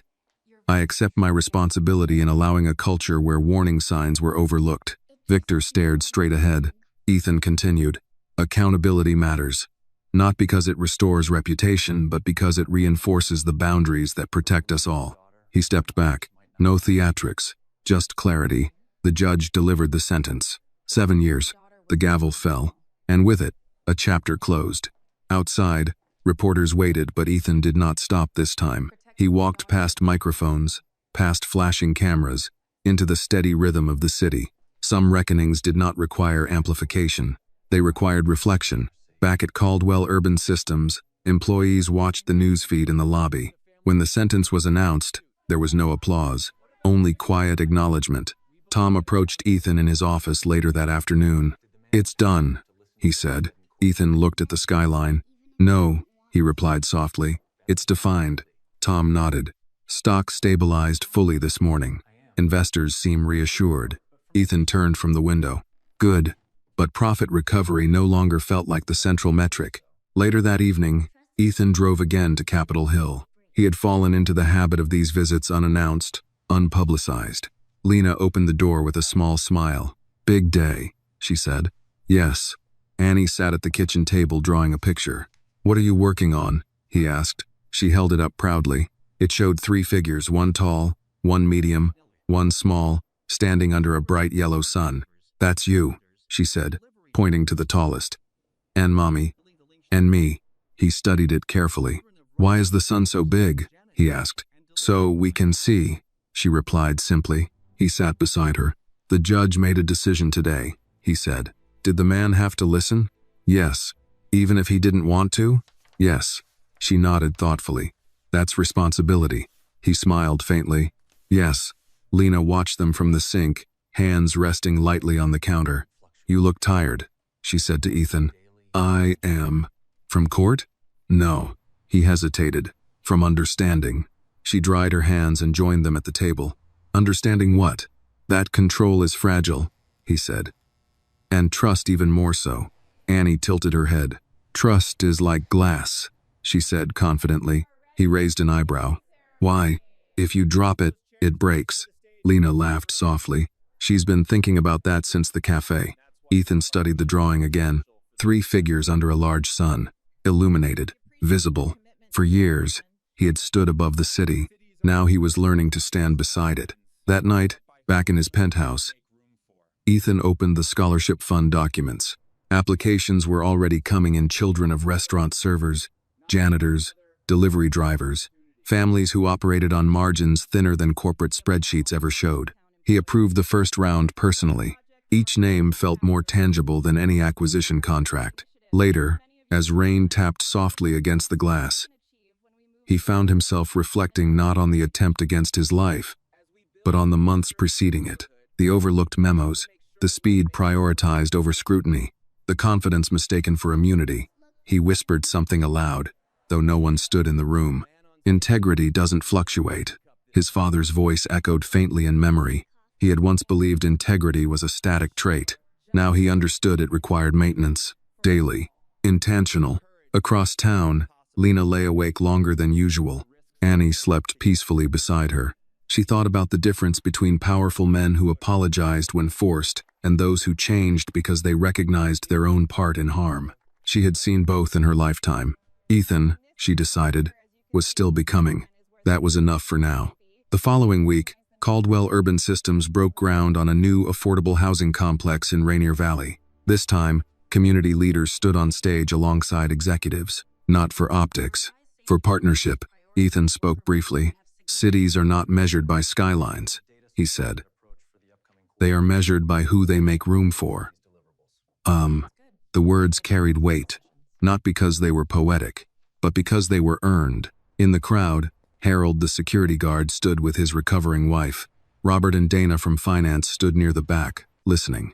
And near the front, Lena and Annie watched quietly. Annie tugged on Lena's sleeve. He's not drinking coffee, she whispered. Lena smiled.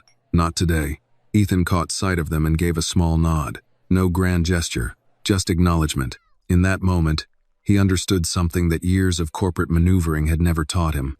Justice was not loud.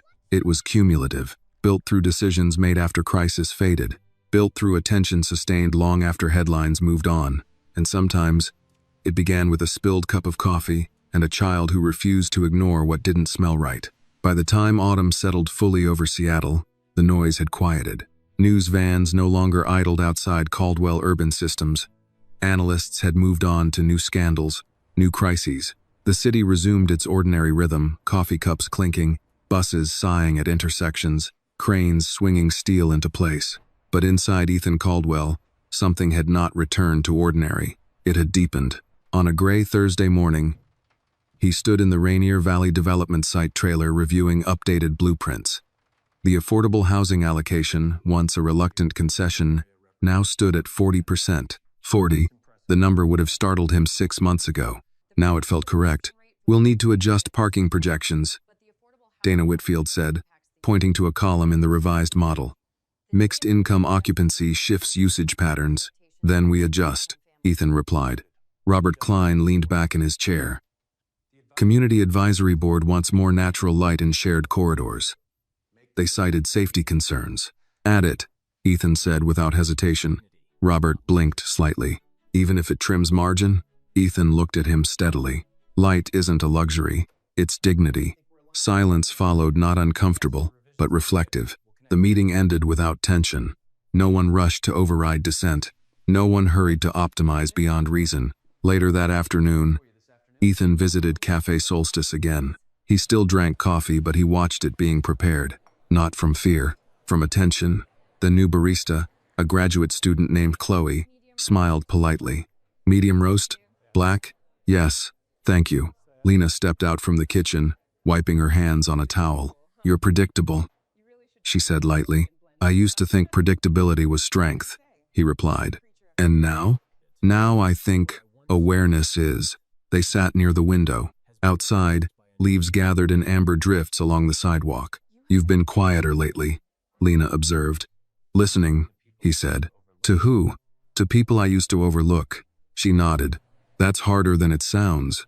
It is. He took a careful sip of coffee. Still warm, still ordinary, yet it carried memory. Across town, Annie stood in front of her class during show and tell. She held up the magnifying glass Ethan had given her. This helps you see what's really there, she explained seriously. Mrs. Alvarez smiled. And what have you discovered? Annie thought for a moment that sometimes grown-ups don't look close enough. The class giggled softly, but Mrs. Alvarez did not. Children, she knew, often summarized truths adults complicated. That evening, Ethan hosted a small dinner at his penthouse. Not investors, not executives. Harold and his wife attended. Robert and Dana came with their spouses. Detective Morrison accepted reluctantly, but appeared precisely on time. And Lena arrived with Annie, who wore a simple blue dress and carried herself with quiet curiosity. The dining table that had once felt ornamental now served purpose. Conversation moved slowly at first. Weather, work, city updates. Then Morrison cleared her throat. You know, she said, glancing at Ethan. Most corporate crises end with containment, not reflection. Ethan smiled faintly. I've spent years containing, and now? Now I'm examining. Harold lifted his glass. To examination, he said. They clinked gently. Annie tugged at Ethan's sleeve. Can I see the balcony? He led her outside. The skyline shimmered. It's high, she said. Yes. Do you feel small up here? He considered the question carefully. Sometimes, he admitted. That's good, she said. Why? Because then you remember other people are big too. He looked down at the city. She was right. Height did not equal importance. Perspective did. Inside, Lena stood beside Morrison. You trust him? Morrison asked quietly. I trust that he's trying, Lena replied. Morrison nodded slowly. That's more than most. Dinner ended not with speeches, but with shared laughter. Simple, unstaged. After guests departed, Ethan stood alone in the dimly lit dining room. The table bore remnants of connection, half-empty glasses, folded napkins, the echo of conversation. For years, he had measured evenings by productivity. Tonight, he measured it by presence. The next week, Caldwell Urban Systems launched a new internal initiative, the Attentive Leadership Program. Not a branding exercise, a requirement. Executives were assigned community shadow days working alongside maintenance crews, city planners, service staff. Listening sessions replaced closed-door briefings. Quarterly performance reviews now included an integrity metric, peer evaluations focused on transparency and accountability. Some resisted quietly. Change rarely moved without friction, but the tone had shifted, not imposed from above, modeled. One afternoon, as Ethan exited the building, a young intern approached hesitantly. Mr. Caldwell? Yes? I just wanted to say, the new reporting system had helped. How? I flagged a vendor irregularity. It got reviewed. No backlash. Ethan nodded slowly. Good. The intern hesitated. Thank you. As she walked away, Ethan felt something unfamiliar. Not pride. Stewardship. Back at Capitol Hill, Annie sat at the kitchen table again, drawing. This time, the picture showed a tall building, but its windows were open, and small figures stood at each one. What's this? Lena asked. It's his building, Annie said. But everyone can see out. Lena kissed her forehead. Maybe that's the point. Weeks later, as winter edged closer, Ethan returned to the courthouse not as a witness, but as an observer. Victor Lang's formal sentencing had concluded. Restitution orders were in place. As Victor was led down the hallway, their paths crossed one last time. Victor stopped briefly. "You're rebuilding your image," he said flatly. Ethan met his eyes. "No," he replied. "I'm rebuilding my foundation." Victor searched his face for sarcasm. Found none. He said nothing more. Outside, the wind carried a sharper bite. Ethan stood on the courthouse steps and inhaled deeply. The air smelled clean, ordinary, real. He understood now that crisis had not been the defining event. Choice had. A 6-year-old had made one. He had made another. The distance between who he had been and who he was becoming was not measured in years. It was measured in moments of attention. And those moments, he realized, were available every day. Winter came quietly to Seattle. The rain did not fall harder. It simply lingered longer. Mornings arrived in muted gray, and by late afternoon the sky folded into dusk. The city seemed to move more slowly, as if conserving warmth. Inside Caldwell Urban Systems, however, motion continued, measured now, but purposeful. Ethan stood in a community center gymnasium in Rainier Valley, sleeves rolled up, reviewing poster boards pinned along the walls. They displayed early renderings of the new housing complex, updated with wider windows, brighter hallways, and shared garden spaces. Tonight was not a press event. It was a listening session.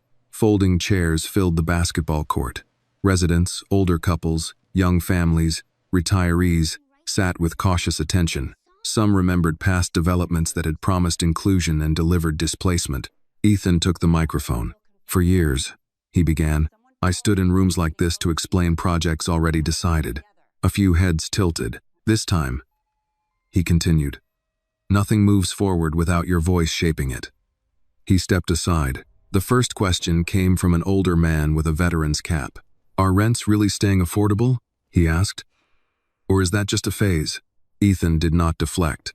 "They are contractually locked," he said. "Long-term, not promotional." A middle-aged woman stood next. "My sister lost her apartment 3 years ago because of rising taxes. What guarantees do we have?" "No one here should fear being priced out of their own neighborhood," Ethan replied. "And if we fail to uphold that, I expect to be called out." Murmurs rippled. Accountability spoken publicly had weight. In the back row, Lena watched quietly with Annie beside her. Annie swung her legs gently, listening more than speaking.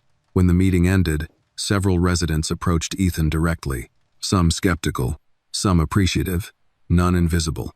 As the crowd thinned, Annie tugged at his coat. "You didn't talk too much," she observed. "I'm practicing," he replied. She nodded solemnly. "Listening is louder." He almost laughed. "Yes," he said softly. "It is." Back at headquarters the following week, Ethan introduced a new initiative: community representation seats on advisory panels for major projects.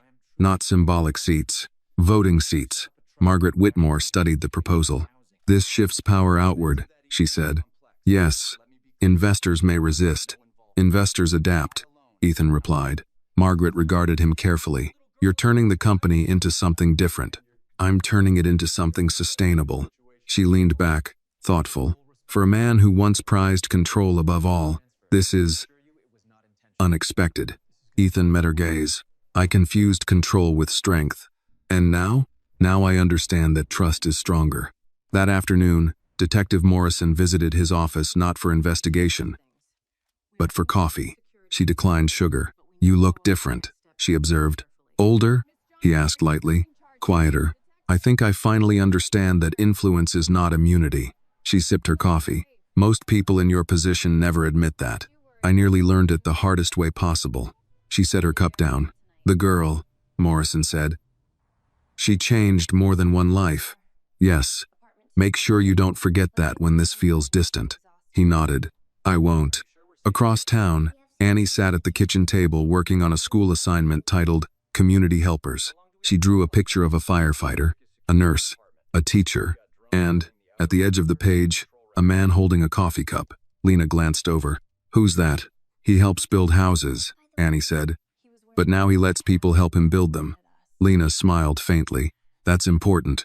Annie shrugged. Everyone needs help. That evening, Ethan received a letter in the mail, handwritten, careful script. It was from one of the finance manager's spouses. It thanked him for listening when concerns were raised. It described what it meant for their family to feel that integrity mattered again.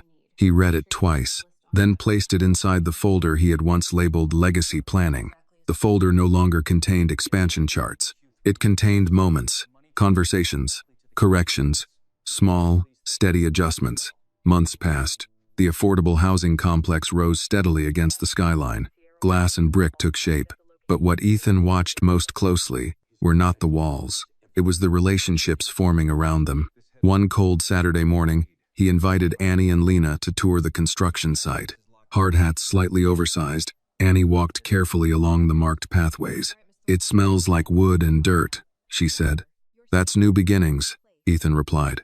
She pointed at a row of windows. "Can people see each other from there?" "Yes."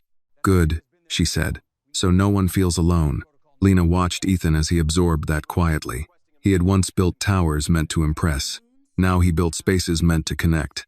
As they stood overlooking the site, Ethan felt something steady settle inside him. Not relief, not redemption, alignment. He no longer saw his company as a machine to optimize. He saw it as a structure to steward. Later that evening, as snow threatened lightly over the city, Ethan stood again on his balcony. The skyline shimmered faintly through mist. He thought about the distance between wealth and worth, between influence and integrity, between being seen and truly seeing. The gap, he realized, was not as wide as he had believed. It could be crossed by a single moment of courage, a single refusal to ignore what felt wrong. Inside his apartment, a ceramic coffee cup sat on the counterplane, unremarkable. He picked it up, inhaled the familiar scent. No fear now, only awareness. He understood something at last. Control builds walls. Attention builds bridges. And sometimes, the strongest bridge begins with a small hand knocking a cup from a table. The first snow of the season came overnight. Seattle did not often wake to white silence, but that morning the city looked softened, edges blurred, steel muted beneath a clean layer of frost. From his balcony, Ethan Caldwell watched as traffic moved more carefully than usual. Brake lights glowing like cautious embers along the roads below. Winter demanded adjustment. He had learned that. Inside Caldwell Urban Systems, the shift continued, not loud, not revolutionary, but steady. The affordable housing project in Rainier Valley had reached its framing stage. Windows were being installed larger than originally planned. Natural light had become symbolic, though no one had labeled it that. Light was simply necessary. That afternoon, Ethan visited the site again, boots crunching lightly over frozen gravel. Workers nodded as he passed, not stiffly, but familiarly now. Harold's nephew, a contractor on the job, raised a gloved hand. "Windows came in yesterday. Looks good, Mr. Caldwell." "Call me Ethan," he replied. The man hesitated, then nodded. "Looks good, Ethan." A small shift, but meaningful. Inside one of the unfinished units, sunlight streamed through newly placed glass, illuminating exposed beams and fresh drywall. Ethan stood quietly in the center of the room. He imagined families here, conversations, arguments, laughter, not investors, lives. His phone vibrated. A message from Lena. "Annie has a school assembly tomorrow. Community heroes. She wants you there." He read it twice. Community heroes. The phrase unsettled him slightly. He typed back, "I'll be there." The next morning, Capitol Hill Elementary buzzed with low chatter and folding chairs scraping against polished floors. Parents filled the gymnasium, bundled in winter coats. Ethan sat near the back. No tailored suit today, just a dark sweater and coat. Mrs. Alvarez stood at the podium, glasses perched low on her nose. "Our students were asked to speak about someone who made a difference in their community," she announced warmly. Children stepped forward one by one. A firefighter father, a nurse aunt, a crossing guard. Then Annie's name was called. She walked confidently to the microphone, braids tied neatly with blue ribbons. She held up a drawing. It showed a tall building again, but this time, small figures stood not only in the windows, but outside at the door, talking to one another. This is someone who listens now, she said clearly.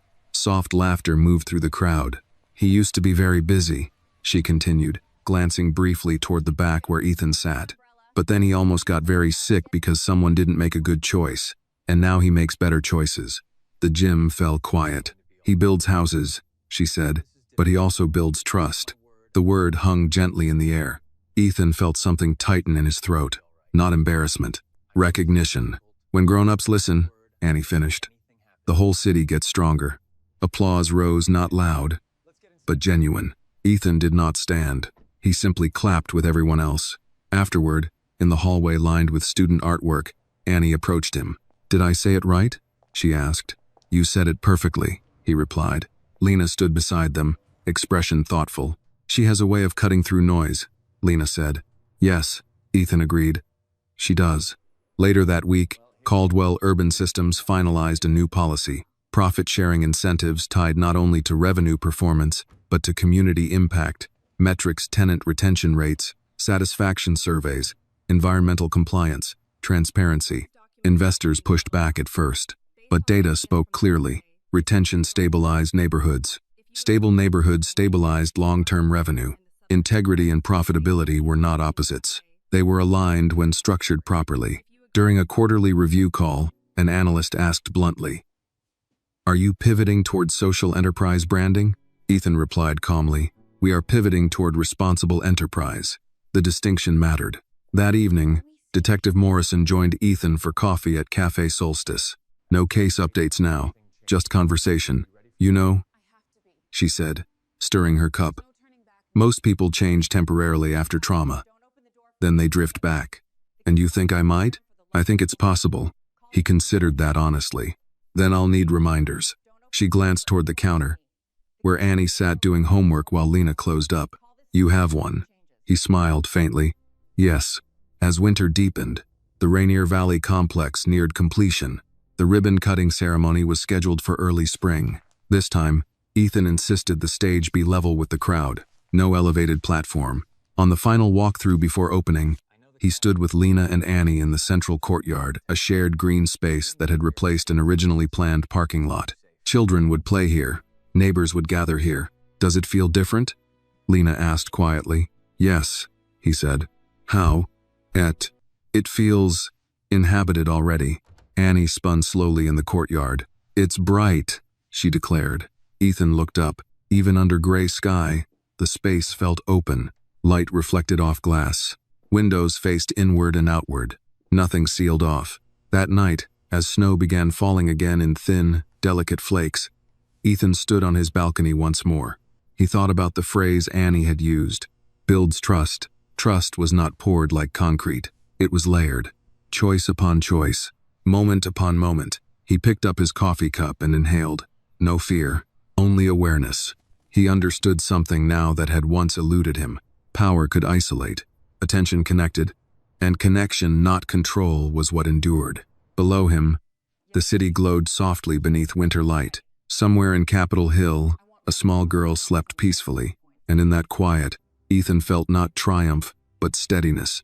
The kind that came not from dominance, but from alignment. Spring arrived not with warmth, but with thaw. Seattle's snow receded into gray slush, then into rain-washed pavement. The city exhaled slowly, cautiously, as if unsure whether it was safe to bloom again. The Rainier Valley complex was complete. Glass panels reflected a softer skyline, now one that seemed less imposing and more integrated into the neighborhoods below. Brickwork lined the lower levels, warm-toned and deliberate. The courtyard trees had been planted just days earlier, thin trunks staked upright, roots still adjusting to new soil. Growth required patience. Ethan stood inside one of the finished units the morning before the official opening. The hardwood floors were polished, cabinets installed, windows clean. He ran his hand lightly along the kitchen counter. This space would hold groceries, bills, late-night conversations, arguments about homework, apologies, whispered after pride cooled. For the first time in his career, he did not imagine resale value. He imagined continuity. A knock sounded gently on the open doorframe. Margaret Whitmore stepped in, coat folded neatly over her arm. You look contemplative, she observed. I'm calculating, Ethan replied quietly. She smiled faintly. About? Nah. The cost. Margaret raised an eyebrow. We've already reviewed the financials. Not that cost. He turned toward her. The cost of almost ignoring what mattered. Margaret's expression softened. You can't rewrite what happened. No, he agreed. But I can choose what follows. They walked together into the courtyard, where final chairs were being arranged for the ribbon-cutting ceremony the next day. Investors are watching closely, Margaret said. Some admire the pivot. Others worry about precedent. Precedent is inevitable, Ethan replied. If we demonstrate stability, they'll adapt. And if they don't? He looked out at the empty courtyard. Then I choose stability anyway. That evening, Lena visited the site with Annie after school hours. When the space was quiet and nearly golden under the setting sun, Lee ran her fingers along the brick wall. It doesn't feel like a project, she said thoughtfully. What does it feel like? Lena asked. Like someone cared. Ethan overheard from a short distance away. The phrase settled deep. Care was invisible in spreadsheets, but it was unmistakable in experience. The next morning, the ceremony drew a modest but meaningful crowd. City officials stood alongside former residents who would be moving in that very week. Construction workers remained present, not ushered away after their labor. The stage sat level with the folding chairs. No elevated platform. Ethan stepped to the microphone, pausing briefly as he scanned the faces before him. I once believed success was measured by height, he began calmly. By how tall buildings reached. By how far influence extended. He glanced toward Annie, who stood near Lena at the side. I was wrong. Silence deepened. Height without foundation collapses. Influence without integrity corrodes. He let that linger. This community reminded me that growth must include those who sustain it. Applause rose, not explosive, but steady. After the ribbon was cut, families began touring their new units. Children ran through hallways, their voices echoing against fresh paint. Elderly couples stood by windows, hands clasped as they looked out over streets they had never wanted to leave. Ethan stepped aside, letting the moment belong to them. Detective Morrison approached quietly. No threats? She asked lightly. None today, he replied. She studied him. You handled that speech differently. I'm not trying to persuade anymore. What are you trying to do? Align. She nodded slowly. That's harder. Yes, he said. It is. Later that afternoon, as the crowd thinned, Ethan remained seated alone in the courtyard. The trees swayed gently. Wind brushed across newly planted grass. Annie approached, holding something behind her back. What are you hiding? He asked. She revealed a folded piece of paper. It was another drawing. This time, the building stood firmly, but a small bridge extended from its entrance toward another smaller structure across the page. What's that? He asked. A bridge, she said matter-of-factly. Between what? Before and after? He swallowed gently. And who built it? She shrugged. Everybody. The simplicity of it struck him harder than any investor critique ever had. Everybody. Choice was rarely singular. It rippled. That evening, Ethan returned home exhausted not physically, but emotionally full. He stood once more on his balcony, the city stretching beneath him. The skyline no longer felt like a monument to his dominance. It felt like a shared structure he was responsible to steward. His phone vibrated. An internal memo had circulated. One of his senior executives proposed expanding community advisory boards to all future developments. Voluntary. Initiated without his prompting. Ethan read the message twice. The shift was no longer isolated to him. It was embedding. He set the phone down. Control once meant protecting power. Now it meant protecting values. Inside, his coffee cup rested by the sink. He lifted it. The scent rose gently. No suspicion. Only awareness. He understood something clearly now. Integrity is not a single act of courage. It is a series of quiet refusals to compromise what matters. And every day required choosing it again. Below him, headlights traced patient lines through evening traffic. Somewhere across the city, families were settling into new homes. Somewhere else, mistakes were still being made. The world had not become safer, but it had become more attentive, and attention, he had learned, was the beginning of justice. The backlash did not arrive with sirens. It arrived with silence. 2 weeks after the Rainier Valley complex opened, Ethan noticed something subtle in the boardroom, an absence of the usual warmth. Conversations ended when he entered. Eye contact shortened. Laughter felt measured. Markets did not punish him, but some men did. The quarterly strategy meeting began at 9 sharp.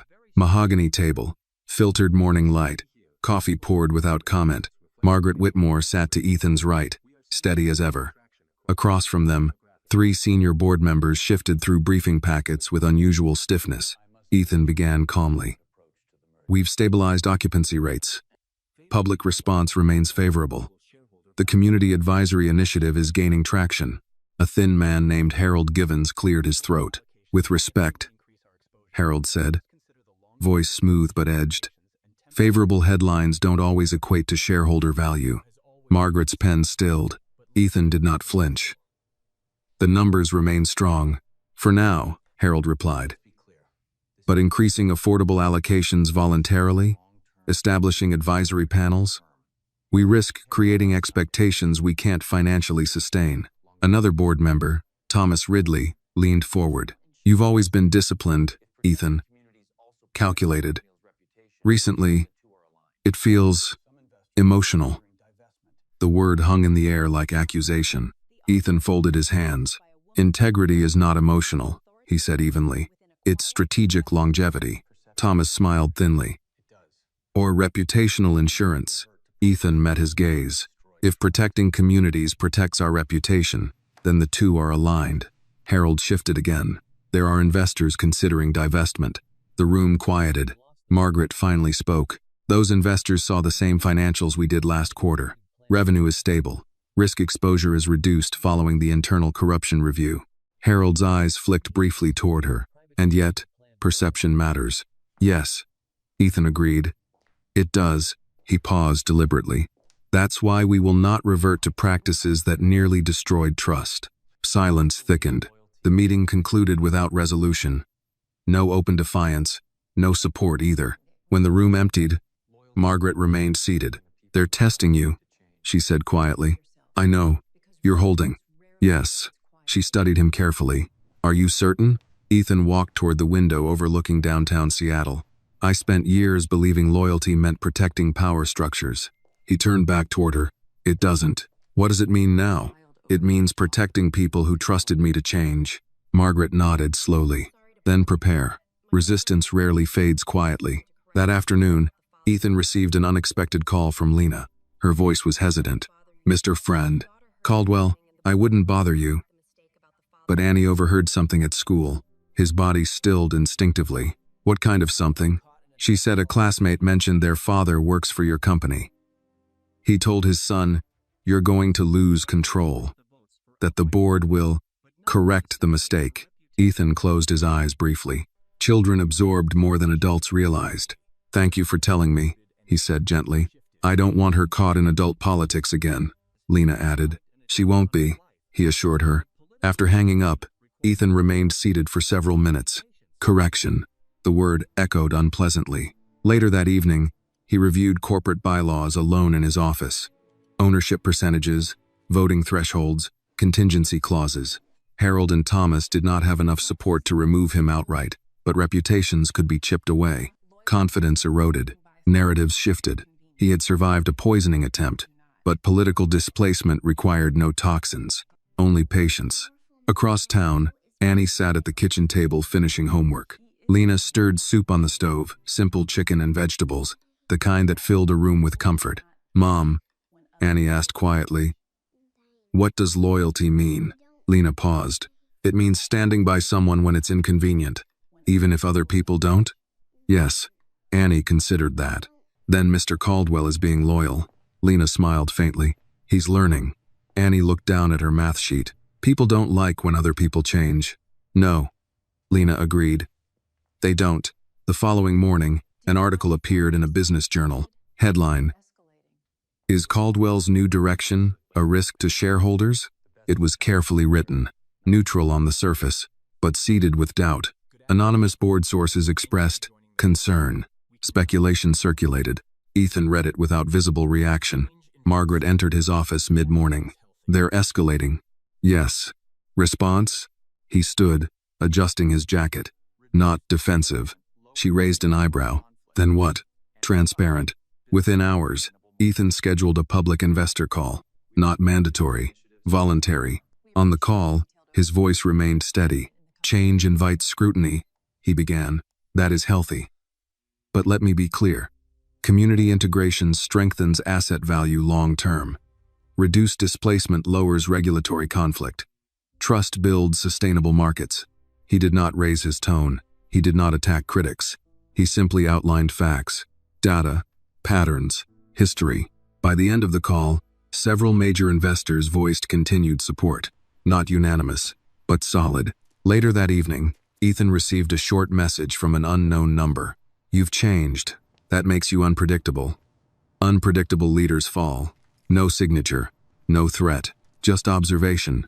He stared at it briefly before deleting it. Fear once dictated his strategy. Now it clarified it. That night, he visited Rainier Valley quietly. No announcement, no entourage.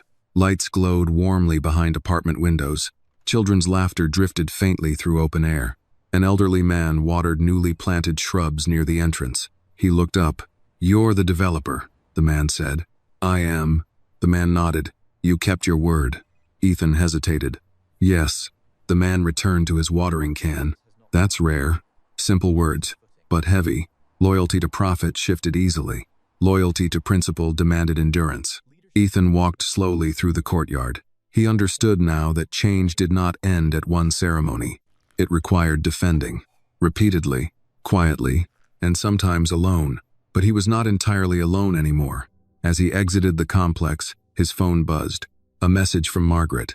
Support from 3 additional institutional investors confirmed. He allowed himself a small exhale. The resistance had not vanished, but neither had his footing. Leadership, he realized, was not about commanding a room. It was about holding a line when the room grew uncertain. Back in his penthouse, he poured himself coffee. He lifted the cup, inhaled gently, still attentive, still deliberate. Power tested loyalty. Loyalty revealed character. And character once rebuilt was no longer easily shaken. The emergency board session was scheduled for 7 a.m., early enough to feel deliberate, late enough to appear procedural. Ethan arrived before anyone else. Seattle's skyline glowed pale blue beyond the glass walls, the city just beginning to stir. Ferries traced white lines across Elliott Bay. Delivery trucks moved like quiet veins through downtown arteries. He placed a leather folder on the conference table and sat. No phone, no coffee, only stillness. Margaret entered 10 minutes later. They've secured enough proxies to call a confidence review, she said without preamble. Not enough to remove me, Ethan replied calmly. No, but enough to rattle the markets. He nodded. That's the point. By 7 sharp, the room filled. Harold Givens sat opposite Ethan, posture immaculate, expression courteous but firm. Thomas Ridley avoided eye contact at first. The company's general counsel outlined the procedural language. A formal review of leadership direction. A vote of confidence. Clean. Technical. Dangerous. Harold spoke first. Ethan, no one disputes your recent moral awakening, he began smoothly. But leadership requires predictability. Investors require clarity. Since the Rainier Valley initiative, we've seen strategic shifts without full board alignment. Margaret's jaw tightened slightly. Ethan waited. Harold continued. Your transparency call, your advisory expansions, your public positioning, it's admirable. But it's unilateral, Thomas added quietly. We built this company on disciplined expansion, not social experimentation. Ethan finally leaned forward. Disciplined expansion nearly cost us everything. Silence, he continued, voice steady. A senior executive attempted to poison me to manipulate a vote. That did not happen in isolation. It happened within a culture that prioritized outcome over ethics. He let the words settle. We corrected that. Harold clasped his hands. No one defends corruption, but you defend the conditions that allowed it, Ethan replied. Margaret watched the room carefully. Thomas spoke again, tone sharpened. You've shifted our mission. No, Ethan said quietly. I clarified it. He stood. For a moment, no one interrupted. We build communities, not just structures. Communities require trust. Trust requires consistency. He glanced toward the windows. You want predictability? Here it is. We will not sacrifice integrity for short-term gain. Not again. Harold exhaled slowly. And if the vote fails, Then I step aside. Margaret's head turned sharply, but Ethan's gaze remained forward. If this board believes the old model serves better, I will not cling to position. The room shifted. His willingness changed the dynamic. Power that refuses to beg becomes harder to remove. The General Council distributed ballots. Paper, not digital. Waited. Deliberate. Each board member marked quietly. The scratching of pens sounded louder than expected. When the ballots were collected, silence deepened. Ethan did not check his phone. He did not pace. He simply sat. Waiting had once irritated him. Now it clarified him. The votes were counted at the head of the table. Margaret's expression revealed nothing. Finally, the council cleared his throat. Vote of confidence, retained. A breath moved through the room, not triumphant, reluctant in some corners, but decisive. Harold's face remained composed. Very well, he said. Thomas leaned back, studying Ethan anew. The session adjourned without applause. As the room emptied, Margaret remained. You were prepared to walk, she said quietly. Yes. Were you certain you'd win? No. She studied him carefully. You've changed. Yes. Outside the boardroom, headlines updated within the hour. Caldwell retains leadership amid strategic debate. Markets steadied. Investors recalibrated. But something deeper had shifted. That afternoon, Ethan visited Lena and Annie. He did not announce the vote.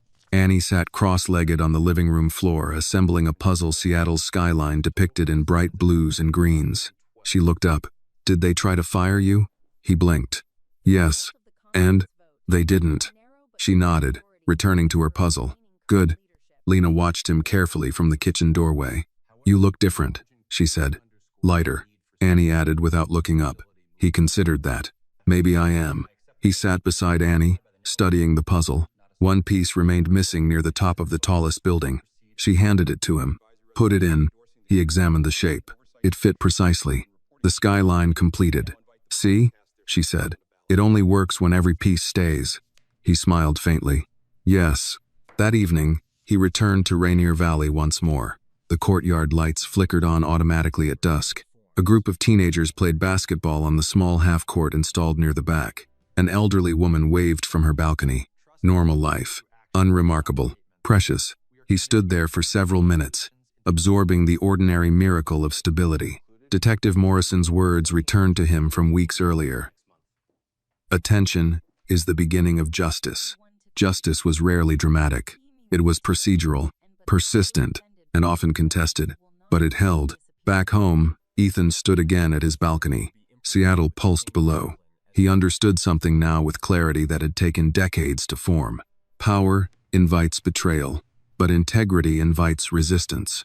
And resistance, when endured, creates legitimacy.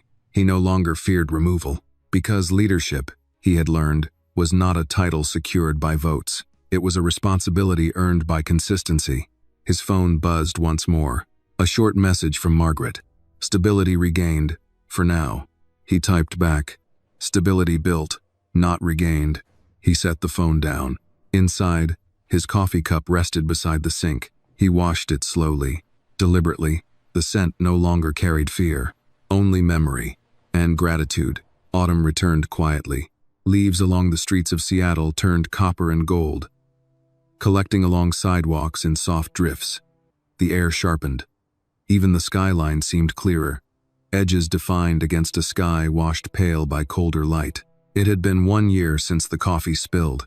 1 year since a 6-year-old girl refused to stay silent. Rainier Valley was no longer referred to as the Affordable Project. It had a name now. Harbor Point. Names mattered. They gave permanence to intention. On a cool October afternoon, Harbor Point hosted its first annual community gathering. Nothing extravagant. Folding tables, chili simmering in slow cookers, children painting pumpkins, a local jazz trio playing near the courtyard fountain. Ethan arrived without a press team.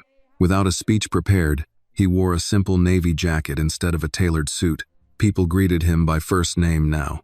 Not Mr. Caldwell, just Ethan. An elderly veteran shook his hand. Appreciate what you did here, the man said. Ethan nodded. You deserve it. The veteran studied him. Deserves a strong word. It should be, Ethan replied gently. Across the courtyard, Annie stood near the pumpkin table, her curls tied back with a bright orange ribbon. She was explaining something to two other children. Hands animated, eyes steady. Lena approached Ethan. She organized the kids, Lena said softly. Said someone had to make sure nobody felt left out. Ethan smiled faintly. She's consistent. Yes, Lena agreed. She is. He watched Annie for a long moment. A year ago, he might have mistaken her for background noise. Now, he understood that the future often arrives in small voices adults are tempted to dismiss. Annie finally noticed him watching and ran over. "You're late," she announced. "I was on time." She shook her head. "You're supposed to help judge the pumpkin contest." He blinked. "I am?" "Yes, you promised." He had, weeks ago, a casual agreement that had somehow become official in her mind. He followed her toward the table. Children lifted pumpkins carved with crooked smiles and lopsided eyes. One pumpkin bore a simple word carved carefully into its side. "C." Ethan paused in front of it. "Who made this one?" he asked. A shy boy raised his hand. "What does it mean?" Ethan asked. The boy shrugged. "My grandma says people don't see each other anymore." Ethan felt that settle in his chest. "Your grandma's wise." He awarded the pumpkin a blue ribbon, not because it was the most intricate, but because it was honest. As the afternoon deepened, music drifted softly across the courtyard. Conversations overlapped. Laughter rose and fell like gentle waves. Margaret arrived briefly, walking slowly beside her husband. She surveyed the scene with thoughtful eyes. "This is different from our groundbreakings," she said. "Yes," Ethan replied. "It feels rooted." He nodded. "It is." She looked at him carefully. "You could have walked away after the vote." "I know." "Why didn't you?" He considered the answer before speaking. "Because walking away would have been easier." Margaret studied him, then smiled faintly. Harder choices age better. As dusk approached, lanterns were lit around the courtyard. Warm light pooled along brick paths. Annie climbed onto a low bench and clapped her hands loudly. "Okay, everyone, we have to say thank you." The crowd quieted, amused. "Thank you for what?" Someone called out playfully. "For staying," she said. Silence followed, not awkward, but thoughtful. Lena looked at Ethan.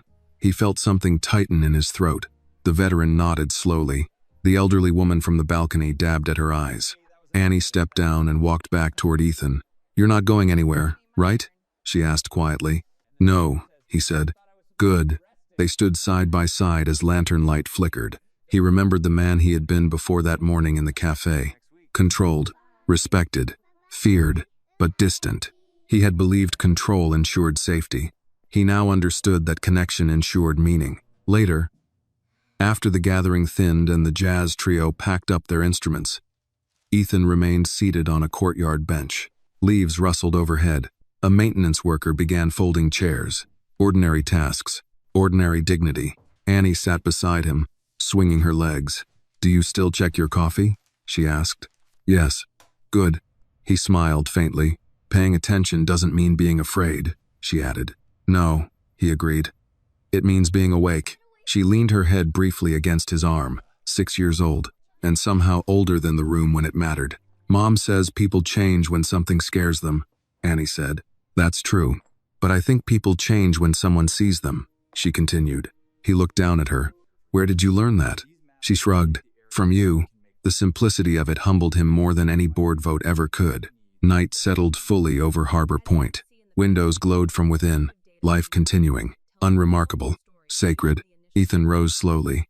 As he walked toward his car, he glanced back once more at the courtyard. 1 year ago, coffee had shattered across tile.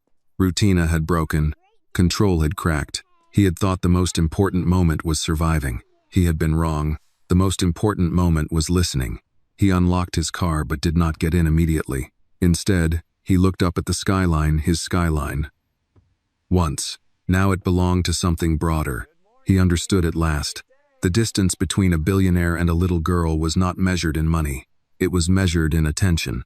The distance between power and purpose was not measured in votes. It was measured in courage. And the distance between indifference and love was one decision, made in a single moment. To see, to listen, to stay. Inside the courtyard, Annie's laughter rang out one last time before Lena called her home. Ethan allowed himself a quiet smile. Wealth had once meant acquisition. Now it meant stewardship. Justice had once meant winning. Now it meant protecting. And legacy. Legacy meant being remembered not for how high you built, but for who felt safe standing beside you. He got into his car and drove slowly into the Seattle night. Not above the city, but within it. This story reminds us that true power is not measured by wealth, control, or status, but by the willingness to see and protect those who are often overlooked. A single act of courage from a child who refused to stay silent became the turning point that exposed betrayal and awakened conscience. The lesson is simple, yet profound. Attention is the beginning of justice. When we choose to listen instead of dismiss, to act instead of ignore, and to stand by what is right even when it costs us, we close the distance between indifference and love. In the end, integrity is not built in boardrooms or headlines, it is built in quiet moments when we decide to do the right thing. This video is a work of fiction created with the assistance of artificial intelligence. All characters, events, and situations are not real and do not represent any actual people or true stories. The content is intended for storytelling and emotional illustration only.